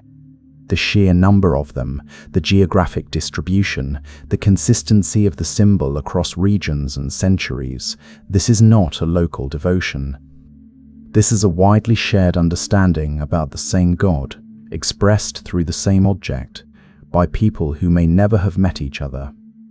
His name, Taranis, comes from the Celtic root for thunder, cognate with the Welsh Taran and the Irish Taran, and the thunder-wheel connection is the one the scholarship has always found most productive. The wheel was his symbol, and possibly his weapon, the spinning disc that crossed the sky with the sound of the storm, the thunder itself given a shape that human hands could replicate and offer back to the source. The Roman writer Lucan named Taranis in his poem Pharsalia, written in the 1st century AD. And what Lucan did with the name is worth considering carefully, because it tells you something about how the Romans encountered Celtic religion, and what they did with their discomfort. Lucan listed Taranis alongside Esus and Tutatis as the three most terrible of the Celtic gods, the ones whose worship demanded the most extreme forms of sacrifice. For Esus, victims were hanged from trees. For Tutatis, they were drowned in vats. For Taranis, they were burned. Lucan was writing a poem about civil war, not an ethnographic study, and his descriptions of Celtic religion were calibrated for dramatic effect. The Roman audience would have found burning sacrifice both exotic and appalling in a way that served Lucan's rhetorical purpose. The degree to which his account corresponds to actual Gaulish practice is genuinely uncertain. The archaeological record for Celtic ritual deposits is extensive, but the direct evidence for the specific sacrificial methods Lucan describes is thinner than his confident enumeration implies. Julius Caesar, another Roman source, with obvious reasons to emphasize the barbarism of the Gauls he was in the process of conquering, also described burning sacrifice in Celtic Britain, the famous wicker structures. Both sources should be read with the awareness of what they were trying to accomplish. What the votive wheels tell us, without any Roman intermediary, is that Taranis was widely and sincerely worshipped. The wheel was not an insignificant symbol. In the Celtic world, the wheel was the sun disk, the rolling motion of the year, the visible form of cyclical time. Summer turning to winter, turning to summer. The eternal return expressed as a shape that could be manufactured and dedicated and dropped into a sacred river as an act of direct communication with the force it represented. To offer a wheel to Taranis was to acknowledge the god who turned the year, who moved the storm across the sky, whose voice was the thunder above the harvest. The thunder god in Celtic tradition did not have the narrative richness that Thor had in Norse mythology, or Zeus in Greek. We have his name, his symbol, Lucan's troubling description, and the material record of the wheels. The mythology that surrounded him, the stories that gave him a face and a character and a biography, did not survive. What survived is the wheel, repeated across the landscape like a signature, evidence of devotion to a force that the people who lived under those storm-crossed skies understood as personal, as powerful, and as requiring acknowledgement. The thunder still sounds the same over the fields of Gaul. The wheel that was offered to explain it is still turning in the archaeology. If Taranis was the storm, Belenus was the light on the far side of it. His name derives from the root bel, meaning bright, luminous, radiant, and the same root appears in the Feast of Beltane, the great fire festival of the 1st of May, which even in its later forms retained enough of its original character that commentators through the early modern period consistently described it as a sun ritual. Fires lit on hilltops, cattle driven between two flames for purification. The emphasis on protection from blight and disease in the new growing season. This is a festival oriented toward the return of a power that had been absent, the light and warmth that the winter had taken, and that Beltane announced as definitively returned. Belenus is the deity those fires were calling back, or greeting, or confirming. His attestation in the inscriptions is exceptional. Dedications to Belenus appear in Austria, in Aquileia at the head of the Adriatic, across northern Italy, in southern Gaul, in Roman Britain. The geographer Ptolemy recorded his name in a Scottish context. This is one of the most geographically widespread deity cults in the Celtic world, matching Epona in range and exceeding most of the figures we have discussed in terms of inscribed dedications. The Roman scholar Herodian, writing in the 3rd century, compared Belenus to Apollo, which was the standard Roman move when encountering a Celtic deity with solar attributes. And the comparison is not entirely wrong, if incomplete. Both were associated with healing light, with the curative power of the sun, with the purification that brightness brought to sick and blighted things. The healing aspect is worth pausing on, because it connects to something in the Celtic understanding of the sun that differs from the Mediterranean tradition. Apollo's solar attributes were largely artistic and prophetic, the sun as clarity, as the illuminating power of poetry and reason. The Celtic bell was more directly physical, more concerned with the body's response to the return of warmth and light after a winter in which people actually died of cold and hunger, and the diseases that flourish in the damp and the dark. Beltane fires were not decorative. The purification ritual of driving cattle between two fires was a practical, if magical, response to the real biological problem that animals weakened by winter were vulnerable to the parasites and infections of spring. Fire was the purifying agent, the visible embodiment of the god's power being applied to the specific vulnerabilities of a community that had just survived another winter and needed to protect its livestock from the dangers of the new season. Belenus's light was not abstract illumination. It was the warmth that kept the calf alive, the brightness that killed what winter left behind, the fire on the hill that told the land it was time to grow again. His mirror in the calendar is Samhain, which closes the year as Beltane opens it. Where Samhain is the hinge into darkness, Belenus is the hinge out of it. The bonfires of Beltane stand across the year from the bonfires of Samhain, the way a doorframe stands, two uprights holding the threshold open between one state and another. One festival was attended by the spirits of the dead, moving through a world grown temporarily permeable. The other was attended by the living, lit up and moving between fires, their faces turned toward the warmth. The same fire in both cases, different intentions. The name Belenus survived into the early Christian period in Ireland, attached to the ritual itself, even as the deity behind the name faded. Beltane endures today as a cultural observance, a seasonal marker, a name on a calendar. The god whose radiance the name contains has mostly withdrawn from it, the way light withdraws from a window at dusk while leaving the glass still warm. Sucellus is a god recovered primarily from the Roman-era archaeology of Gaul and, to a lesser extent, Britain. and he presents the same interpretive challenge that many Gaulish deities present. The images are abundant. The inscriptions are real. The mythology is largely gone. What we have is an iconography, and the iconography is specific enough to read. He is almost always depicted the same way, a mature, bearded man, standing or seated with an air of settled authority, holding in one hand an object that requires a moment to identify. It is a hammer, but not a working smith's hammer.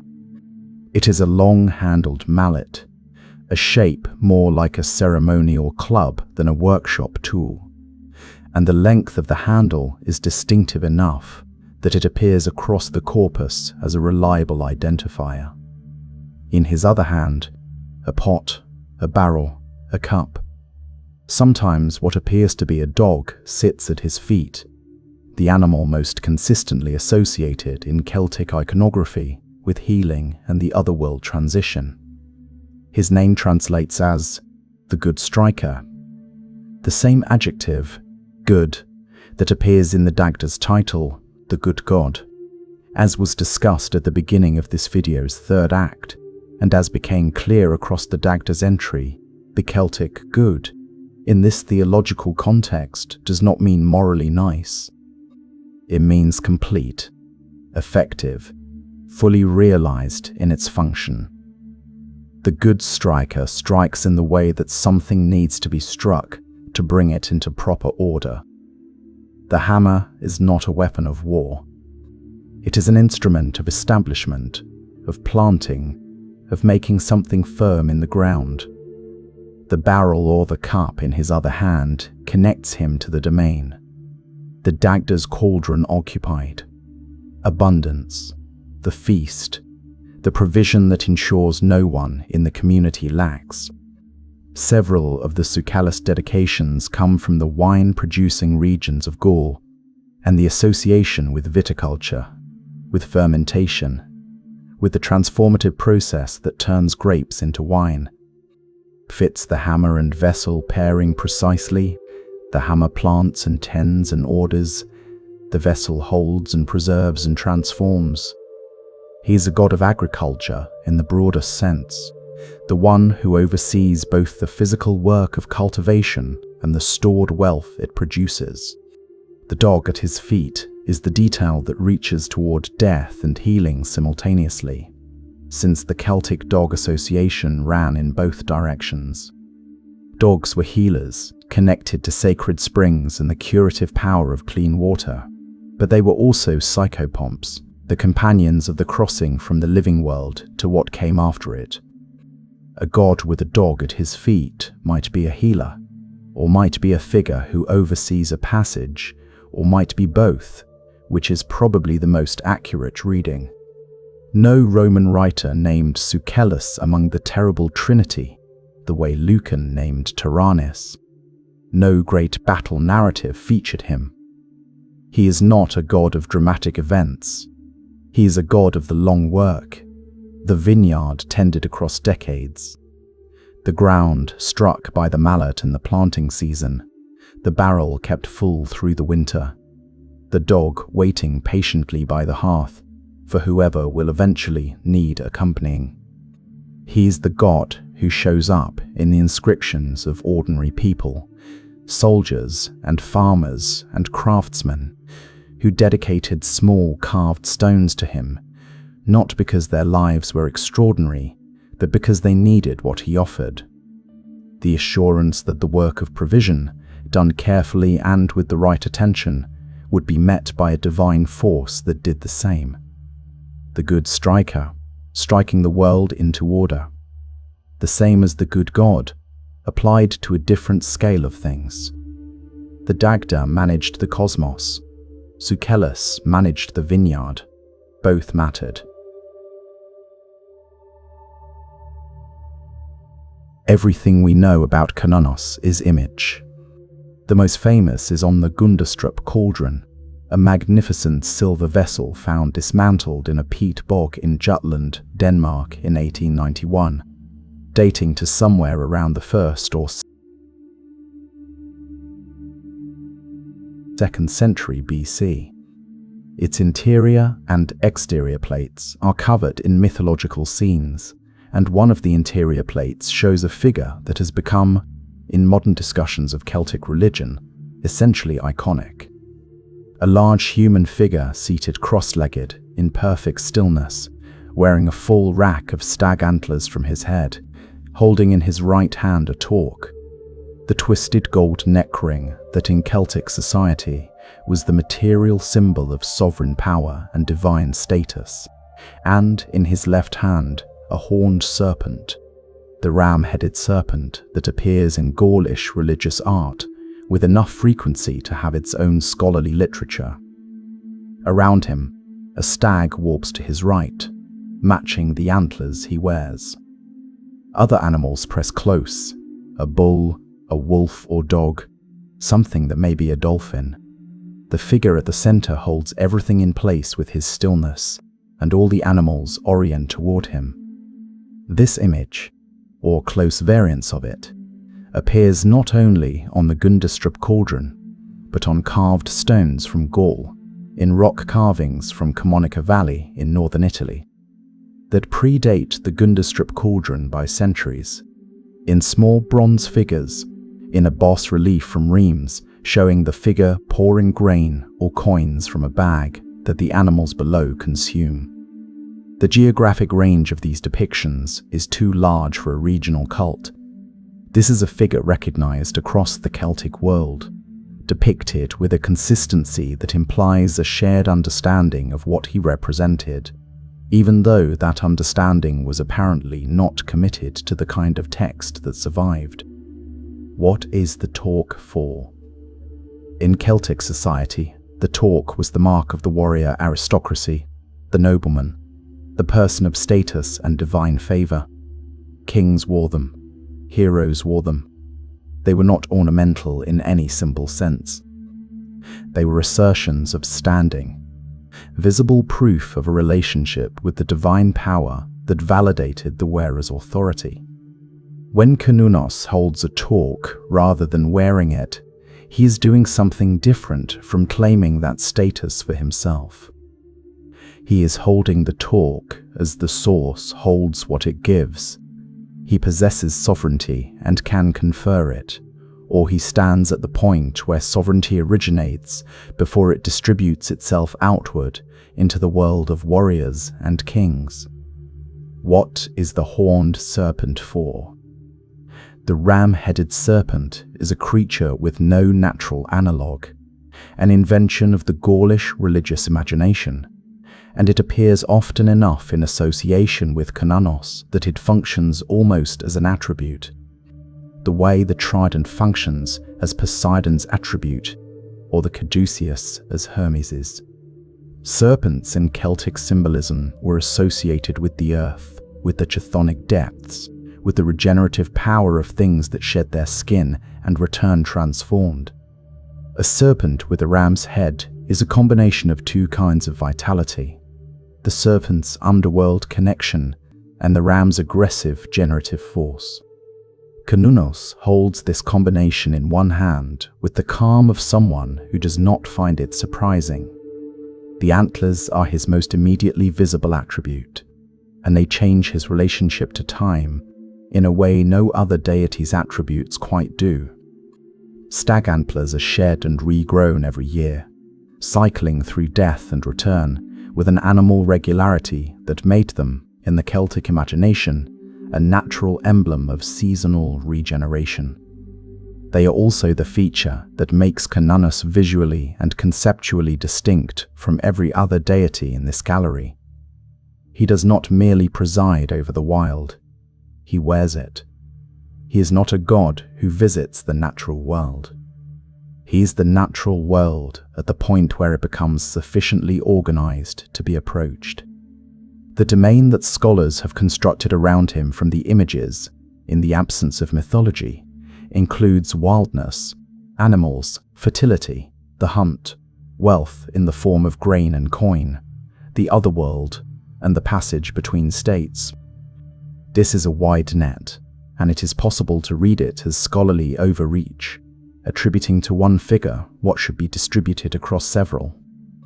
It is also possible to read it as accurate to the actual scope of what the Celts meant by him, a figure who sits at the intersection of all those things, because all those things, in the Celtic understanding, converge in the same place.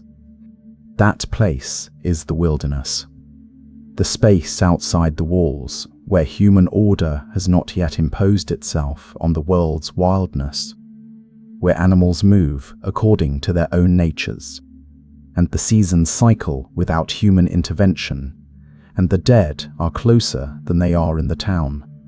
Cernunnos sits there, perfectly still, holding the torque that is the token of civilization, and the serpent that is the token of the underworld, wearing the antlers that grow and are shed and grow again, surrounded by every animal that came. He does not explain himself. This is the thing about Cernunnos that is most remarkable and most informative, because the Celts were a people who explained their gods extensively. The Dagda has stories. Lugh has stories. The Morrígan has stories so densely packed with psychological complexity that scholars are still working through them. Even Danu, who barely appears, has a name and a function. Cernunnos has the images, and one damaged inscription, and the near-total silence of the mythological record. One reading is that his mythology was lost, that the stories existed and simply did not survive the transition from oral culture to written manuscript, that somewhere in the gap between the living tradition and the monk's scriptorium, Cernunnos's narratives were dropped. This is possible. The manuscript tradition is incomplete, and the monks who preserved what survived were choosing, at least implicitly, what was worth their parchment. Another reading is that the silence is the point, that some things in the Celtic religious world were not communicated through narrative, that the figure seated cross-legged in the wilderness, antlers on his head, animals around him, holding in silence the tokens of civilization and the other world simultaneously, was understood to be beyond the reach of story, not because he had no meaning, but because his meaning was precisely the kind that resists narrative. The presence in the wild that is there when you walk into the forest, and something shifts in the quality of the air.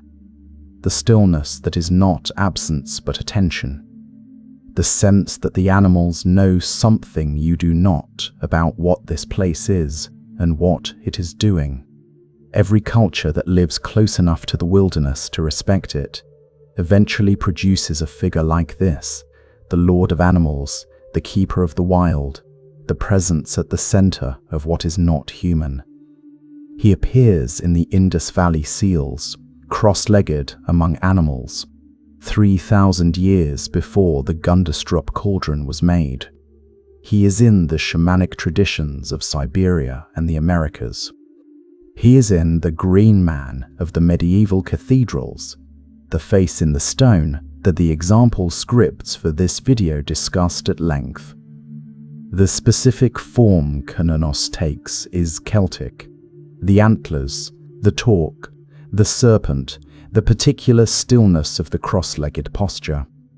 But the impulse behind him, the theological need for a figure who presides over wildness from within it, rather than from above it, that impulse runs through the human record, as persistently as the six-spoked wheel runs through the Gaulish votive deposits. He is not an explanation of the wild. He is the wild, given just enough face to be looked at. The first branch of the Mabinogi opens with a mistake. Pwyll, Lord of Dyfed, is out hunting in his own forests.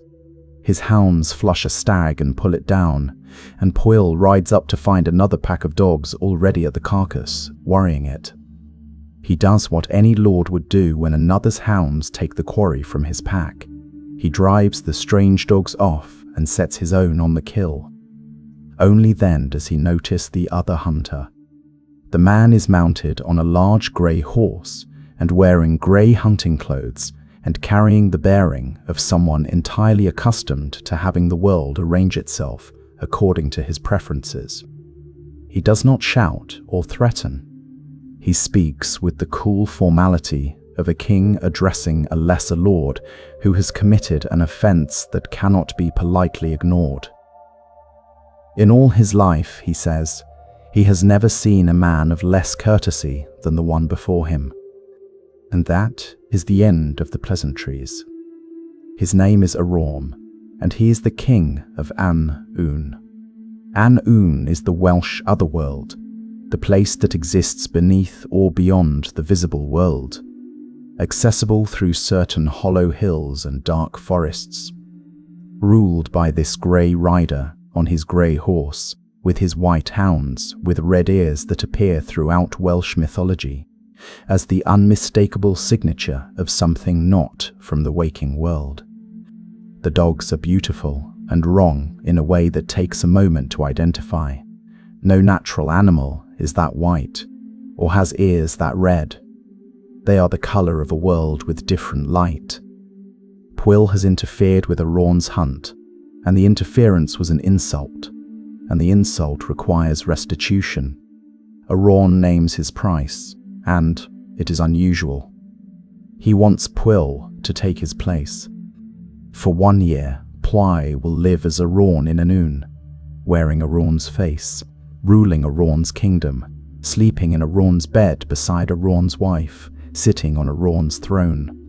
At the end of the year, on the appointed day, he will fight Arawn's enemy, a rival king named Havgan, who can only be killed by a single blow, never two, because a second blow always restores him.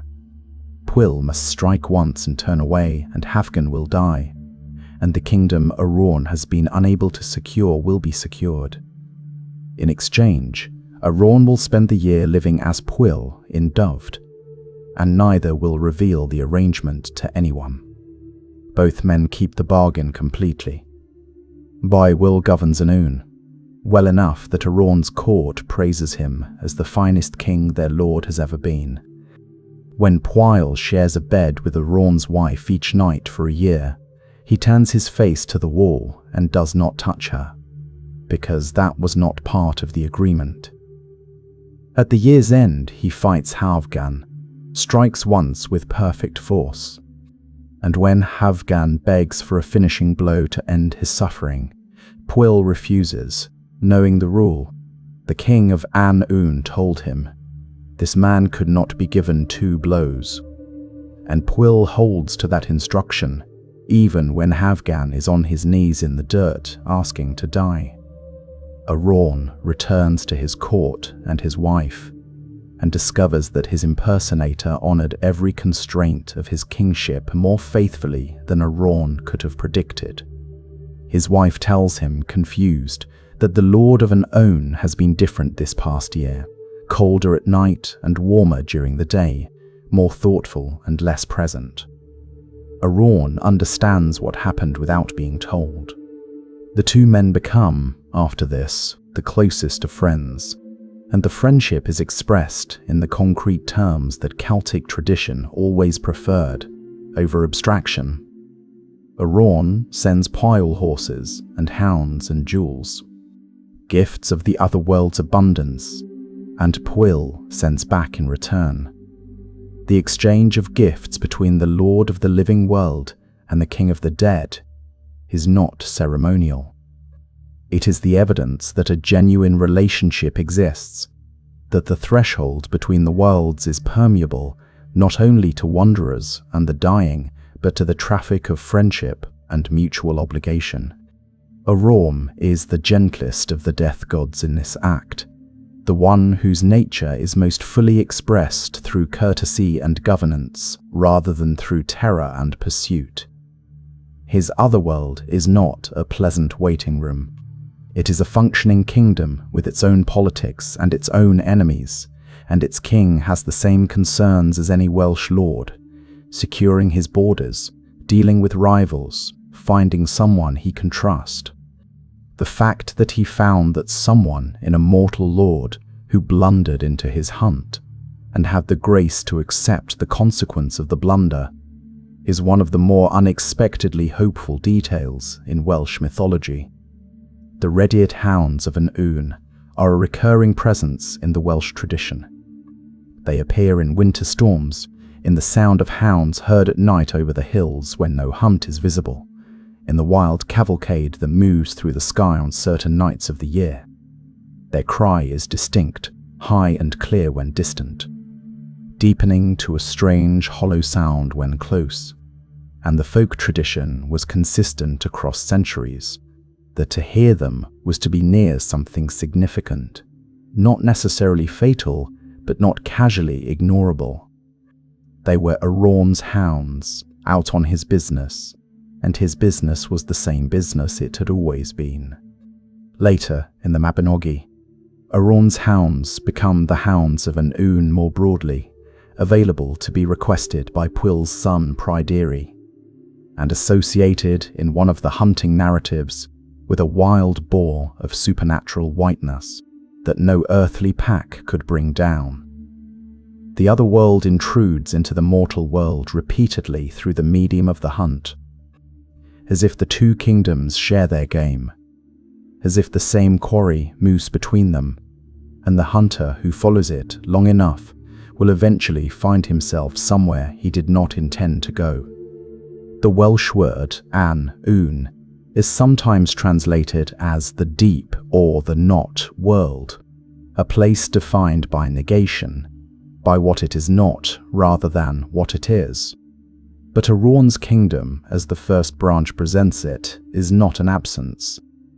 It is a fullness of a different kind, a world with its own warmth and its own feasts and its own problems, a world where a mortal lord could govern for a year and be praised for it, where a dead man's worth was recognized and honored rather than diminished, and where the king rode grey horses and kept white hounds and was willing, given sufficient apology, to turn an enemy into a friend. Donn is the Irish lord of the dead, and unlike Arawn, he has almost no story. He has a location. Tecdin, the House of Donn, sits off the southwestern tip of the peninsula in Kerry, a small group of rocky islands and rock outcroppings now called the Bull Rock, exposed to the full Atlantic. This is not a gentle place. The water around it is deep and cold and moves with the authority of a sea that has nothing between it and the coast of Newfoundland. In the mythology, this exposed western rock at the very edge of the inhabited world is where the dead gather before they pass on to wherever comes next. Donn means dark or brown, and the name carries the quality of the earth rather than the sky, the deep soil color of something that receives the dead rather than something that watches them. He is not a judge, and not a guide, and not a host in the way Arawn is a host. He is a collector. The dead come to him, or they pass through him, and he receives them with the neutrality of a threshold. His origin in the mythology is the most interesting thing about him, because it grounds him in the specific history of the divine races, and gives his function a personal dimension. The Milesians, the mortal ancestors of the Gaelic people, arrived in Ireland in a great fleet from the west, intending to take the island from the Tuatha Dé Danann. Donn was one of the leaders of this fleet, one of the sons of Mill, whose invasion the Book of Invasions describes with the accumulated weight of every tradition that fed into it. As the fleet approached the Irish coast, the Tuatha Dé Danann raised a magical storm to drive them back. Donn, during this storm, spoke words that the tradition preserves as impiety. He said that it was by his own power, and the power of his warriors, that Ireland would be taken, dismissing or diminishing the role of the gods in the outcome. He drowned in the storm before the fleet reached shore. The tradition is explicit that his drowning was a consequence of that impiety. He claimed too much for his own agency, and the sea corrected him. His body was recovered and buried on the small islands off the Kerry coast, and from that burial came the function. The first of the Milesians to die in the taking of Ireland became the lord of the place where all Milesian souls, which is to say all Irish souls, would eventually arrive. There is a formula in the Irish tradition that echoes through the literature with the quality of something very old, something repeated so many times it wore a groove in the language. After you die, you will go to the house of Donn, and from there you will go wherever you are going. Tecdin is not the destination. It is the last recognizable landmark before the territory stops having names. Donn receives the dead not to keep them, but to acknowledge them. You have arrived here. You have crossed the water. The mortal world is behind you now. And what comes next is what comes next. The monks who preserved Irish mythology gave him less than any other major figure in this act. He has no extended narrative, no hero who spent a year in his hall, no gifts sent across the threshold to a mortal friend. He is a receiving point, defined almost entirely by his location and his function, and the scholars who have studied him most carefully, including Morrígan West in her work on Donn and the Irish Lord of the Dead, have read this functional minimalism as evidence of considerable antiquity, a deity so fundamental, so simply what he is, that the mythology attached to him never needed the elaboration that later figures acquired. The House of Donn stands off the Kerry coast, still, wave-struck and inaccessible to casual visitors, and on certain weather conditions the bull rock does look like what the mythology claimed it was. The end of the world. The last piece of solid ground before the Atlantic takes over completely. The place where something that is not ocean and is not land holds its permanent position at the edge of everything the living world contains. If Arawn is the otherworld king, you might befriend through a peculiar arrangement, and Donn is the threshold you pass through without much ceremony. Gwyn ap Neath is the one you should hope arrives for someone else. He is the Welsh lord of the otherworld, and the leader of the wild hunt. And those two functions are not separable in his mythology, because his otherworld is not a place you find by wandering into the wrong forest. It is a place he brings you to, in the back of a cavalcade that rides the winter storms, its hounds white with red ears, its quarry the souls of the dying. His name means White Son of Neath, and Neath is the Welsh cognate of Nuada, the silver-armed king who opened this video's first act, which places Gwyn in a genealogy that connects the otherworld royalty to the high kings of the Tuatha De Danann. His whiteness is the whiteness of the otherworld itself in Welsh tradition, the strange luminosity that distinguishes everything from that country.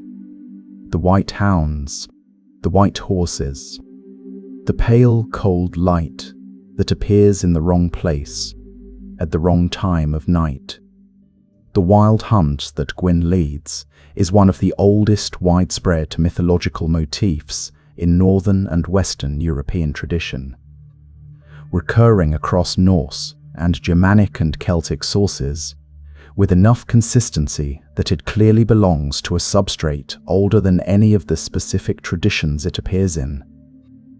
The Welsh form of it is distinct in giving Gwyn a specific identity and a specific relationship to the otherworld. This is not random supernatural chaos riding the winter sky. It is the king of the dead, making his rounds, collecting what the year has produced in the way of souls, bringing them home to the country he governs. The hounds of Tuin an Un are Gwyn's hounds, the same red-eared white dogs that belonged to Arawn in the first branch, suggesting either that the Welsh tradition was comfortable treating two distinct otherworld kings as custodians of the same hunting pack, or that Gwyn and Arawn are two faces of the same function, the sovereign of the dead appearing differently depending on which door you happen to approach. The hound's cry was heard in winter storms, in the sound of migrating geese over dark water, in any night sound that had no obvious natural source and moved with the purposeful speed of a hunt rather than the random movement of wind. There is a story attached to Gwyn's character that does not appear in the Mabinogi but survives in the hagiographical tradition, which is to say, in the lives of the Welsh saints, which is exactly the kind of place where old mythology went when the mythology stopped being safe to tell directly. Saint Colin, according to his life, received an invitation from Gwyn ap Neath to visit him at Glastonbury Tor, which in the Welsh tradition was understood as one of the entrances to An Oon. Colin went, carrying a flask of holy water. Inside the Tor, he found a magnificent hall filled with the most beautiful music and the finest food and the most splendidly dressed company he had ever seen. Gwyn offered him the feast. Colin refused, on the grounds that he ate no leaf from that tree, meaning he would not accept the hospitality of the otherworld. When Gwyn pressed him, Colin threw the holy water over the hall and everything dissolved. No hall, no feast, no company, only the bare hillside of Glastonbury Tor and the Welsh wind. The hagiographer who wrote this was doing what Christian writers consistently did with the otherworld tradition, demonstrating that its wonders were illusions, that the beauty of Gwyn's hall was a deception that holy water could destroy. But the detail that survives even through that framing is that the hall was magnificent, that the feast was real enough that it needed active rejection rather than mere indifference, that Glastonbury Tor had been understood before the Christian version arrived as a doorway into a country that offered something a cold hillside in Wales did not. Gwyn presides over the long dark half of the year and loses it every Calan Mai to Gwythyr and wins it back as the year turns, in a battle that has no final resolution because the year itself has no final resolution. He is the god of the winter half of time, the half that contains the storms and the dead and the wild hunt, and the long dark waiting for the fire festivals to turn the calendar back toward warmth. He is not a figure of despair. He is a figure of necessity. The winter is necessary.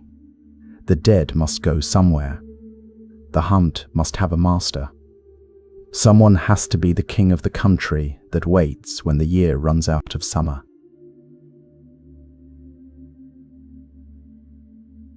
Dian Cécht is introduced in the mythology as the divine physician of the Toar de Danann, the healer of the gods, and the first thing he does in the surviving texts is build an arm. We discussed this briefly in the Act on Kings. Nuada, struck down in the first battle of Mar Toril, lost his sword arm and with it his right to the throne, and Dian's solution was to craft a replacement in silver, fully articulated, every joint moving as a living arm moved, the grip functional, the god restored to physical sufficiency and thereby to the kingship. This was engineering applied to a theological problem, and it worked. What the story does not fully prepare you for is what Dian does next, or rather, what he does when his son does better. Miach was Dian's son and had inherited his father's gifts in full and then exceeded them. Where Dian worked in silver, Miach worked in flesh. He came to Nuada after the silver arm had been fitted, and he performed a healing that the texts describe with the focused precision of a surgical record. He took Nuada's original severed arm, found where it had been buried, joined it to the shoulder joint. and over the course of 3 days and 3 nights, using incantations and techniques the myth does not explain, he regenerated living tissue. Skin, muscle, nerve. The arm was restored not to mechanical function, but to genuine life. Nuada was made holy himself again. Dian killed his son. The Carmoyu Toru records this plainly, in the manner it records many things that a more self-conscious tradition might have softened. The father struck the son with his sword. Miak healed himself. The father struck again, deeper. Miak healed himself again. The father struck a 3rd time, into the brain.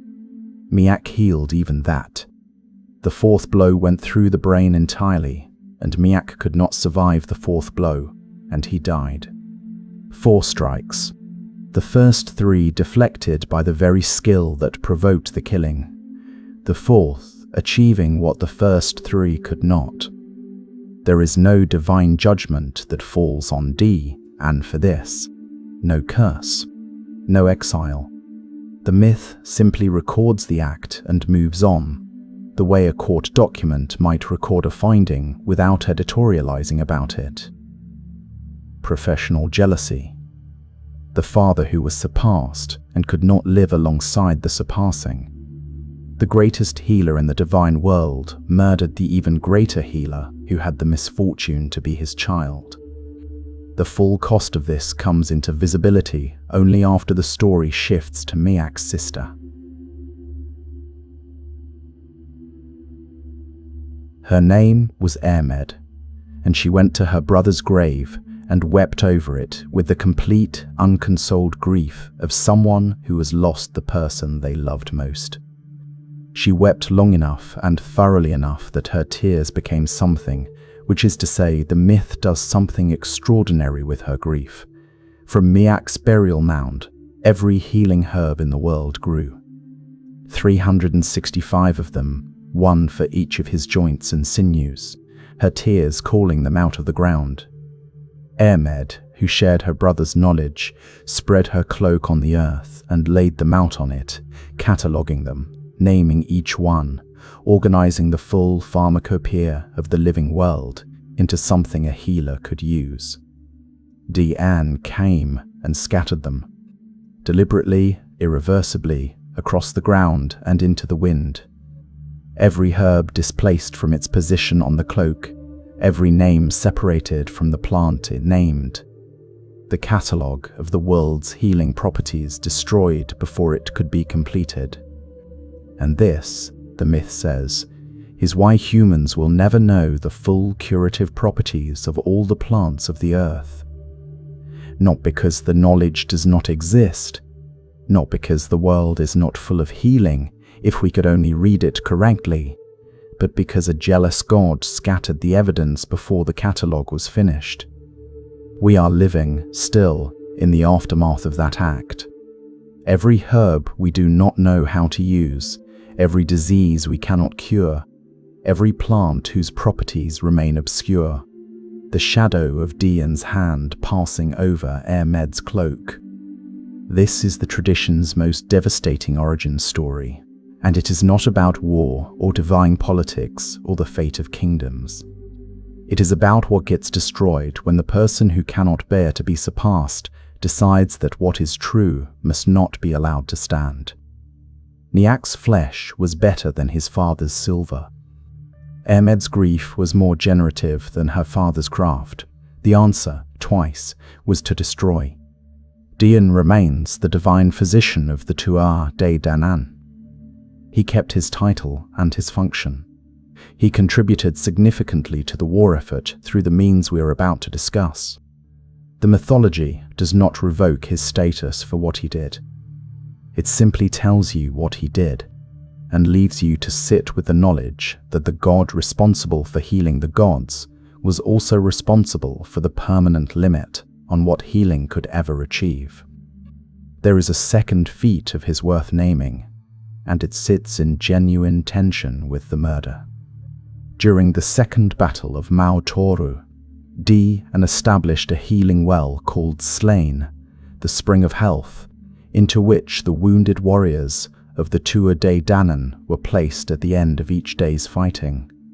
They emerged the next morning restored, their wounds healed, fit to fight again. The well consumed the dead and returned the living. It was the opposite of Baelor's Eye, the opposite of the cauldron that revived the Fomorians dead. It was specific to the living, to those who still had enough life in them to be worth pouring back into the fight. The Fomorians eventually discovered the well and sent men to fill it with stones, stopping it. Dian could not prevent this. His most powerful instrument was destroyed by enemy action, and after that, the wounded died at the same rate as anyone's wounded. The well was only temporary. The loss of the herbs was permanent. The god who could build a silver arm and maintain a healing spring that turned the tide of a divine war also killed his son when the sun showed him what better looked like. Hold both of those things at once, because the tradition requires it. Dian is not a villain and not a hero. He is a physician who contained within himself the capacity for the most extraordinary healing and the most ruinous jealousy, and the mythology is scrupulously honest about which one did more lasting damage. There is a practical question that the Battle of Mar Toru raises, and that the mythology answers with the matter-of-fact precision of someone who has actually thought about logistics. If the divine army required that every warrior be fully armed and equipped, if the fighting went on for days, if spears broke and shields splintered and swords bent, and the Fomorians kept resupplying their own forces from whatever dark reserve they maintained, then the Tuatha Dé Danann needed not only healers, they needed production. A constant, rapid, reliable supply of new weapons for the fighting men who came through the battlefield, still capable of using them. This problem is what Goibniu existed to solve. He was the master smith of the Tuatha Dé Danann, the divine craftsman of iron, and his capacity during the war was described in the texts with numbers that carry their own kind of wonder. 3 blows of his hammer, that was all Goibniu needed to forge a spearhead of battle-ready quality. 3 blows. The normal human process of smithing, the heating and reheating and careful shaping and tempering, compressed into 3 strikes by divine skill to a degree of precision that a human smith might achieve once in a career, if that. He worked in a triad. Lugh, who is also called Lughne in some manuscripts, was the master carpenter, responsible for the hafts and handles and wooden components of weapons, and he shaped a perfect spear shaft with 3 cuts of his adze. Cerridwen was the divine bronze worker, who fitted the rivet that fixed the head to the shaft, and the manner of his fitting the texts describe as follows.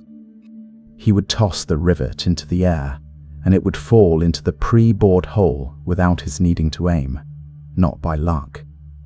By a precision so complete that it had moved past skill into something else, the divine craftsman working at a speed and accuracy no mortal workshop could replicate. 3 strikes, 3 cuts, 1 toss. The spear was complete. The 3 of them together are called the Tríd Dana, the 3 gods of skill, and they represent the division of craft into its component disciplines: the smelting and shaping of metal, the working of wood, the cold fitting of components into a functional whole. They are a divine assembly line, and during the war, their production was what kept the Tuatha Dé Danann competitive against a Fomorian army that had its own methods of restoration. The texts note that wounded warriors would come from the battlefield to the smith's forge, and the smiths would have new weapons ready. This is not a detail that receives extended narrative treatment. It is recorded the way logistics are recorded, because someone understood that wars are won or lost in the supply chain as much as on the field, and that the gods who kept the weapons coming were as essential to the outcome as the gods who wielded them. Goibniu's name is cognate with the Welsh Gofynon and connects to the widespread Celtic divine smith tradition, the same root that gave us the Irish word for a blacksmith. He is not an isolated figure. He is one point in a network of divine craft, gods distributed across the Celtic world, each tradition finding its own way to name and honor the person in the community whose work with fire and metal was as close to the divine as anything the village produced. But Goibniu has an attribute that the Welsh tradition's smith god does not, and it is the attribute that makes him, in some ways, more theologically significant than his weapon, making alone suggests. He brewed ale. The fled de Manannán, the feast of Goibniu, was a banquet, and the ale served at it was not ordinary ale. It was the drink of immortality, the substance that kept the Toa de Manannán from aging, from sickness, from the long diminishment that mortality imposed on the human world. Without Goibniu's ale, the gods would decline. With it, they remained what they were, divine, young in the way the other world was always young, outside the reach of the seasons that wore everything else down. This pairing, the forge and the feast, the weapon and the ale, is not accidental. It is a theological claim. Goibniu was the craftsman who could produce the means of killing and the means of surviving, the smith who forged the spear, and the brewer who ensured that the gods who threw it would still be there to throw another. His domain was the management of death in both directions, giving the army the tools to deal it out, and giving the divine race the drink that kept it at bay.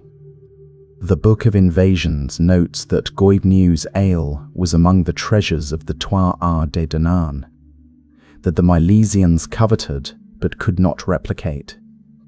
The mortal race inherited island above ground, and the divine race retreated beneath it, and one of the things they took with them was the formula for a drink that conferred eternal youth. We have still the word for a blacksmith. The recipe for the other thing did not survive the transfer. There is a figure. The outlines of this act describe as a trinity alongside Goibniu and Cerridwen, and it is worth spending a moment on what a divine trinity of craftsmen tells us about how the Celts valued the work of making. In the social structure of Celtic Ireland and Gaul, the craftsman occupied a specific and protected position. He was not a servant and not a warrior, but he was not easily categorized below either. The smith in particular carried a quality of the uncanny. He worked with fire and transformation. He produced the objects that decided battles. He moved between the raw material of the earth and the finished weapon that a king would carry. There are accounts in the early Irish law tracts of the hereditary nature of craft knowledge, of the way that particular skills were understood to belong to particular lineages and could not simply be transferred to whoever wanted to learn them. Knowledge of the forge was not generic information. It was a specific, guarded inheritance. The divine craftsmen of the Toa de Manannán reflect this social reality at the theological level. They are specialists. Goibniu does not shape wood. Lugh does not smelt bronze. Cerridwen does not forge spearheads. Each has a domain that is his entirely, and the three domains combine to produce the complete weapon. No single one of them could equip the army alone. Together they could equip it faster than any human forge, and the 3-blow, 3-cut, 1-toss sequence is a precise description of what divine mastery looks like when it is applied to a production problem. This is the tradition's understanding of craft as theology. that the proper division of skilled labor, each craftsman working at the absolute limit of their specific excellence, was not a human organizational strategy, but a divine principle. The three gods of skill are doing what the Dagda does at the level of the cosmos, but at the level of a single spear, holding together in productive relationship the specific forces that, if separated, would each be insufficient. Credna's bronze work appears in one specific context, in the mythology that deserves to be named. When Nuada received his silver arm from Dian Cécht, it was Credna who worked the silver into its final form. The divine bronze worker shapes the material that the divine physician specified into the articulated, functional, jointed, prosthetic that restored the king to his throne. This is a small detail, mentioned in passing in the relevant passages, but it connects two acts of this video in a way the tradition clearly intended. The problem of Nuada's arm, which opened the whole sequence of kings and their blemishes and their restoration, was solved by a collaboration between the healer who designed the solution and the craftsman who built it. Medicine and metalwork. The same problem requiring both. Epona does not belong to Ireland or Wales. She belongs to Gaul, to Britain, to the Roman military religion, to the cavalry units stationed from the Antonine Wall to the North African frontier, and she is the single, most geographically widespread deity in this entire gallery. Her name is straightforwardly equine. The Gaulish root epos means horse, and the suffix gives it the quality of a divine or noble title. The great mare, the divine horse, woman. She appears in her dedications and her images with a consistency that runs across more than 3 centuries of Roman occupation. A woman seated side saddle on a horse, or standing between 2 horses, or with foals at her feet, or offering a dish or a patera to the animals around her. Sometimes she holds a cornucopia. Sometimes the horses are eating from her hand. The images are calm, domestic in a particular way, the calm of someone at the center of the thing they govern rather than at its edge. She received a dedicated feast day on the Roman military religious calendar. This is the fact that most clearly marks her as something unusual. The Roman military had a formal calendar of religious observances, the Feriali Doranum, a papyrus document found in Egypt listing the official dates of worship for the gods the army was expected to honor. It named Roman gods, deified emperors, and a very small number of others. Epona is on it, a Celtic horse goddess from the provinces, formerly integrated into the religious obligations of the army that had conquered Celtic Europe. How this happened is a question that does not have a clean answer. The Roman cavalry was recruited heavily from Celtic and Germanic provinces, and the soldiers who rode for Rome brought their gods with them in the same practical way they brought their riding techniques. If the deity who protected your horses and ensured your animals remained sound, and your riding remained sure, had proven herself worth honoring through long experience, you honored her regardless of whether she was on the official list. And at some point, she got on the official list. The cult of Epona spread along the roads that the Roman army built, which is to say, it spread everywhere the army went, which in the Western Empire was very nearly everywhere. Inscriptions to her have been found in Rome itself, in the Rhine frontier garrisons, in the Danubian provinces, in Britain from the south coast to the northern wall, in North Africa. This is a distribution pattern that the purely Gaulish or British deities do not approach. Taranis was widely worshipped, but did not make the Roman calendar. Belenus was widespread, but was absorbed into Apollo rather than maintained under his own name, Epona was neither suppressed nor assimilated. She was adopted with her name intact, her image consistent, her function recognized and institutionalized by the military apparatus of an empire that had tried to replace most of what the Celts believed. What she represented, beneath the cavalry dedication and the Roman adoption, runs deeper than horse care. In the Celtic tradition, the horse was not simply a useful animal. It was the sovereign animal, the creature whose possession marked the nobility, whose speed and power and willingness to carry a rider made it the most direct physical expression of aristocratic authority. The horse goddess was therefore a sovereignty goddess. In the most direct possible sense, she was the divine force that underlay the right of those who rode to do so. The power that made the relationship between the noble and his mount something more than a man sitting on an animal. The side saddle posture in her images has attracted scholarly attention because it is specifically regal rather than functional. A person riding side saddle in the ancient world was not riding for utility. It was a posture that displayed the rider, that marked them as someone to be seen rather than someone getting from place to place. Epona's pose in her dedications is the pose of a queen on procession, carried by the horse rather than using it. The relationship between woman and animal reversed from the utilitarian. The horse carries her. She offers it food from her hand. The exchange is mutual, which is the sovereignty relationship in its purest form. The land carries the queen.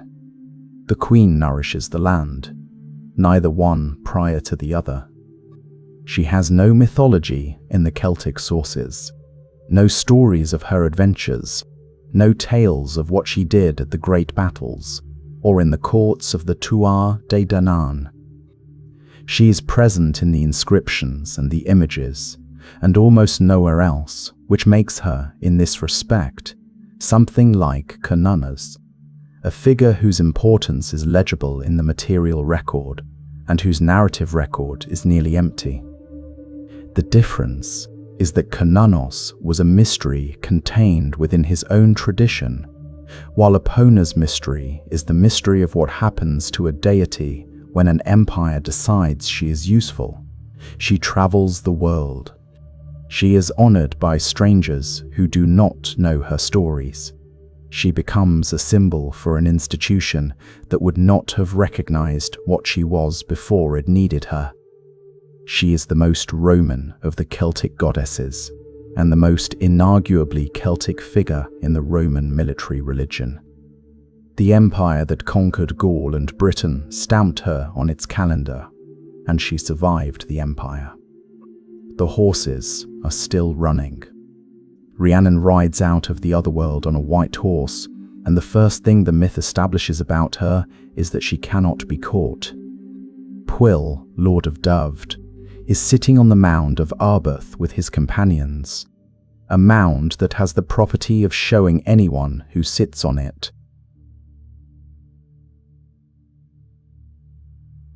either wounds or wonders.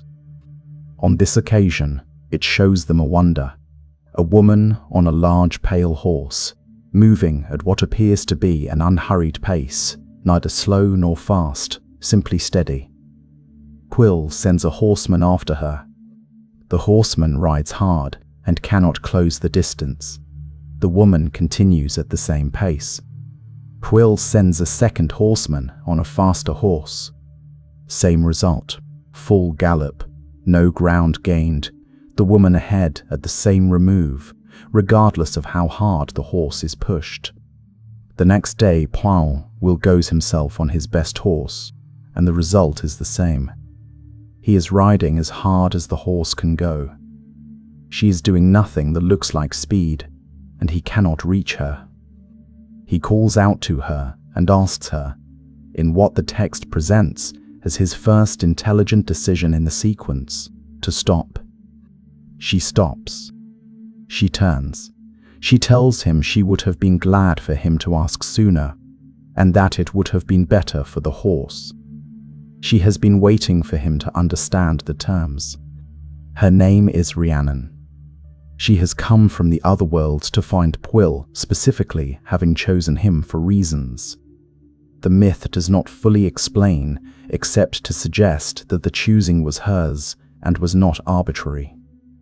She has been promised in marriage to a man named Gwyn, whom she does not want, and she needs a mortal lord's assistance to break the arrangement. What she offers in return is herself, her knowledge, her otherworld connection, and eventually her palmership in ruling Dyfed. Pwyll, to his credit, performs adequately in the negotiation that follows, though he makes one mistake that costs both of them considerably. Through a mishandled promise, he gives Gwyn the right to claim Rhiannon's hand, and the story then pivots to the trick by which Pwyll recovers her, a bag that expands without limit, into which Gwyn is eventually stuffed and beaten by Pwyll's men in a game called Badger in the Bag, which the Mabinogi describes with a deadpan humor that the surrounding tragedy makes stranger than it would otherwise be. They marry. Dyfed prospers. Rhiannon is, by the account of the first branch, an exceptional presence in the court, wise, composed, generous, possessed of an irony about the human world that comes through in everything she says. She is not a figure who is being domesticated by marriage. She is a figure who chose the marriage and brought herself to it entirely, otherworld nature intact. Then her son is born. On the first night of the child's life, the 6 women set to watch over the baby, and the sleeping Rhiannon fall asleep themselves. They wake to find the baby gone. Terrified of the punishment that will follow, they do what people who have failed in a duty and need someone else to bear the consequence of it have done in every culture. They construct evidence. They smear blood on the sleeping Rhiannon's face and hands. They place puppy bones near her. When she wakes, they tell her that she herself, in some mad state, devoured her own child in the night. Rhiannon does not believe this. The court, or a significant part of it, chooses to believe it, or finds it expedient to act as if they do. The judgment passed on her is a penance, and the penance the tradition describes is specific and degrading in a way that seems designed to occupy exactly the register that her original approach on horseback refused. She is sentenced to sit at the horse block at the court's gate and offer to carry visitors into the court on her back, as a horse carries a rider. The woman who rode from the other world on a horse no mortal animal could match is made to become the horse. The penance inverts her nature with the precision of a curse that understands what it is cursing. She performs it without complaint for years. The text is careful about this. Rhiannon does not rage against the sentence, does not plead her innocence beyond a single statement of it at the judgment, does not perform the expected register of female grief and helplessness. She carries out the penance with the same composure she brought to the court. This is either the resignation of someone who has made her peace with a world that will not give her justice, or it is the patience of someone who understands that the truth is still true, regardless of what the court has decided, and that patience is the appropriate response to a lie that cannot be maintained forever.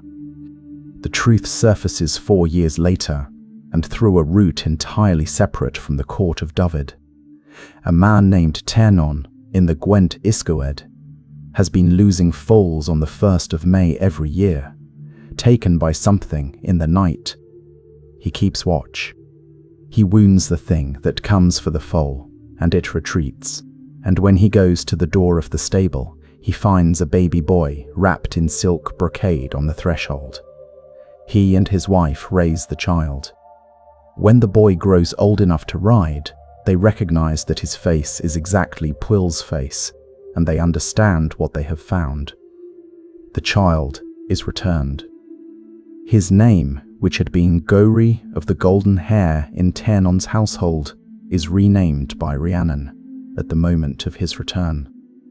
She names him Pryderi, which means anxiety, because she says that anxiety has been her companion through all the years of his absence. It is the only moment in the first branch where her composure breaks open onto the actual interior of what she has been carrying, and the myth marks it by giving the name she chooses the weight of 4 years of wrongful penance. Her birds deserve a separate note because they place her, even after marriage and penance and restoration, firmly in the otherworld category she came from. Rhiannon's birds appear in the Mabinogi and its adjacent tradition as creatures of extraordinary power. They sang from a ship's mast over the sea, and their song could wake the dead and put the living into a sleep like death. They sang for 7 years without pause at one point in the tradition, and the warriors who heard them lost all track of time, believing they had listened for only a short while when the years had passed around them. This is the otherworld's most characteristic power, the distortion of time, the way that Manannán's realm swallows years while the visitor experiences moments. Rhiannon's birds carry that power in their song. She brought it with her when she came through, and it stayed in the material world as part of who she was. She is one of the most fully realized figures in medieval Welsh literature, which is a high bar. She chooses her own husband, engineers her own escape from an unwanted betrothal, governs a Welsh court with visible intelligence, endures wrongful punishment without being broken by it, and keeps, in the birds that sing from her shoulders, the direct connection to the country she came from. Some scholars, including Provincia's Macha, have read her as a cognate of the Gaulish Epona, both women on white horses, both associated with the sovereignty of the land, both carrying the quality of the divine moving into the mortal world, and remaining recognizably themselves throughout the transit. The parallel is plausible. It is also, in a sense, beside the point. What Rhiannon is in the Welsh tradition is particular, a specific voice, a specific posture on a specific horse, on a specific mound endoved, waiting with somewhat pointed patience for a mortal lord to figure out that he needed to ask rather than chase. The otherworld queen who was framed is also the woman who refused to perform what the framing required of her. That refusal is, quietly, the heart of the story.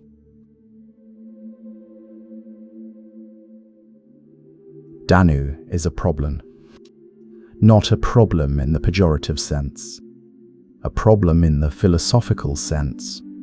A figure whose existence raises questions the tradition does not provide clean answers to, whose place in the mythology is simultaneously foundational and almost entirely unattested.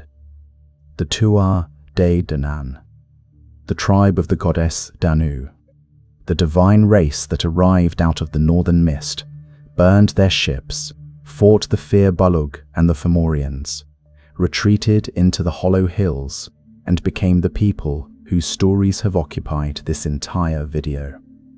Danu's name is woven into the name of the race itself, as fundamental as any name can be. She is, grammatically and genealogically, the mother of all of them. She appears in almost none of the stories. No myth in the surviving corpus shows Danu doing anything. No tale gives her a speaking part. No battle lists her among the participants. No genealogy traces her own origins.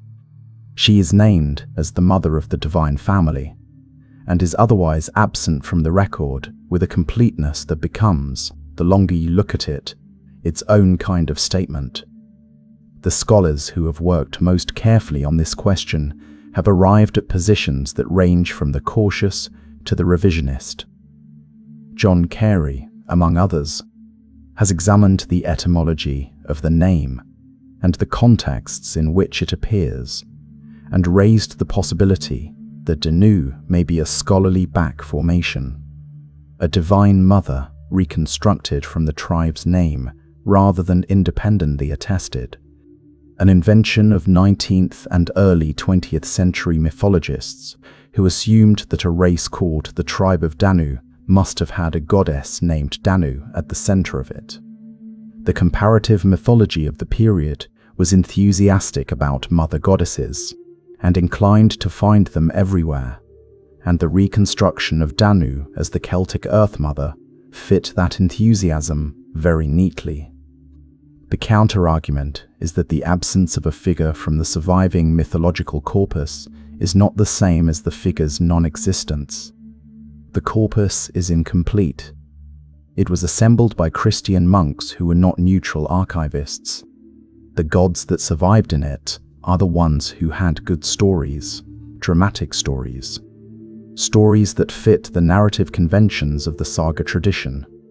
A mother goddess whose function was primarily cosmological and generative, who presided over fertility and origin rather than battle and drama, might very plausibly have been the kind of deity the monastic scribes had neither the framework nor the interest to preserve. There is also the question of the Irish goddess Anu, or Anna, who appears in the Ka Moyu Toru as the mother of the gods. Described as well, she fed the gods, that they called her the god's mother, and who is connected to the twin hills in Kerry, known as the Paps of Anu. The physical landscape carries her name in the same way it carries Macha's name in Ulster. A goddess pressed into the geography, her presence recorded in the hills, even when the texts preserve almost nothing else. Whether Anu and Danu are the same goddess under regional naming variants, or distinct figures that the scholarship has sometimes conflated, is one of the genuinely unresolved questions in the field, and anyone who presents a confident answer in either direction is working ahead of the evidence. What Danu's near-total absence tells us, if we take it seriously rather than explaining it away, is that the oldest layer of Celtic religion may be permanently beyond our reach. The Tuatha Dé Danann arrived at Tara with their 4 treasures and their carefully transmitted knowledge and their certainty that this was their island. Before Tara, there were the northern cities of pure learning, and before those cities, there was whatever those cities were built to hold and transmit. At some point in that chain of transmission, something was lost or was never committed to a form that survived. The mother at the origin of the divine family may be the clearest marker of where the record simply stops. This is not a comfortable conclusion, and it is not presented as one. The mythology that has occupied this entire video is extraordinary in its scope and its complexity. In the psychological depth of figures like the Morrígan and the narrative richness of the Aengus dream love story, and the devastating precision of what Dian Cécht did to Eärmed's cloak, we have a remarkable amount. The absence of Danu is a reminder of how much we do not have. A divine mother with no stories is, in a theology organized around the family of the gods, the most significant gap in the record. She is the frame that the picture was painted inside, and the frame is missing while the picture remains. The people who told these stories knew what her name meant. They knew what it meant to name their entire divine race after her. Whatever she was to them, she was the origin, the ground beneath the ground, the first thing that had to be posited before any of the rest of it could be said. And then, through the long process of transmission and translation and monastic selection and manuscript survival, she became the name without the story, the mother without the face, the first silence in a tradition that was otherwise, remarkably, still speaking.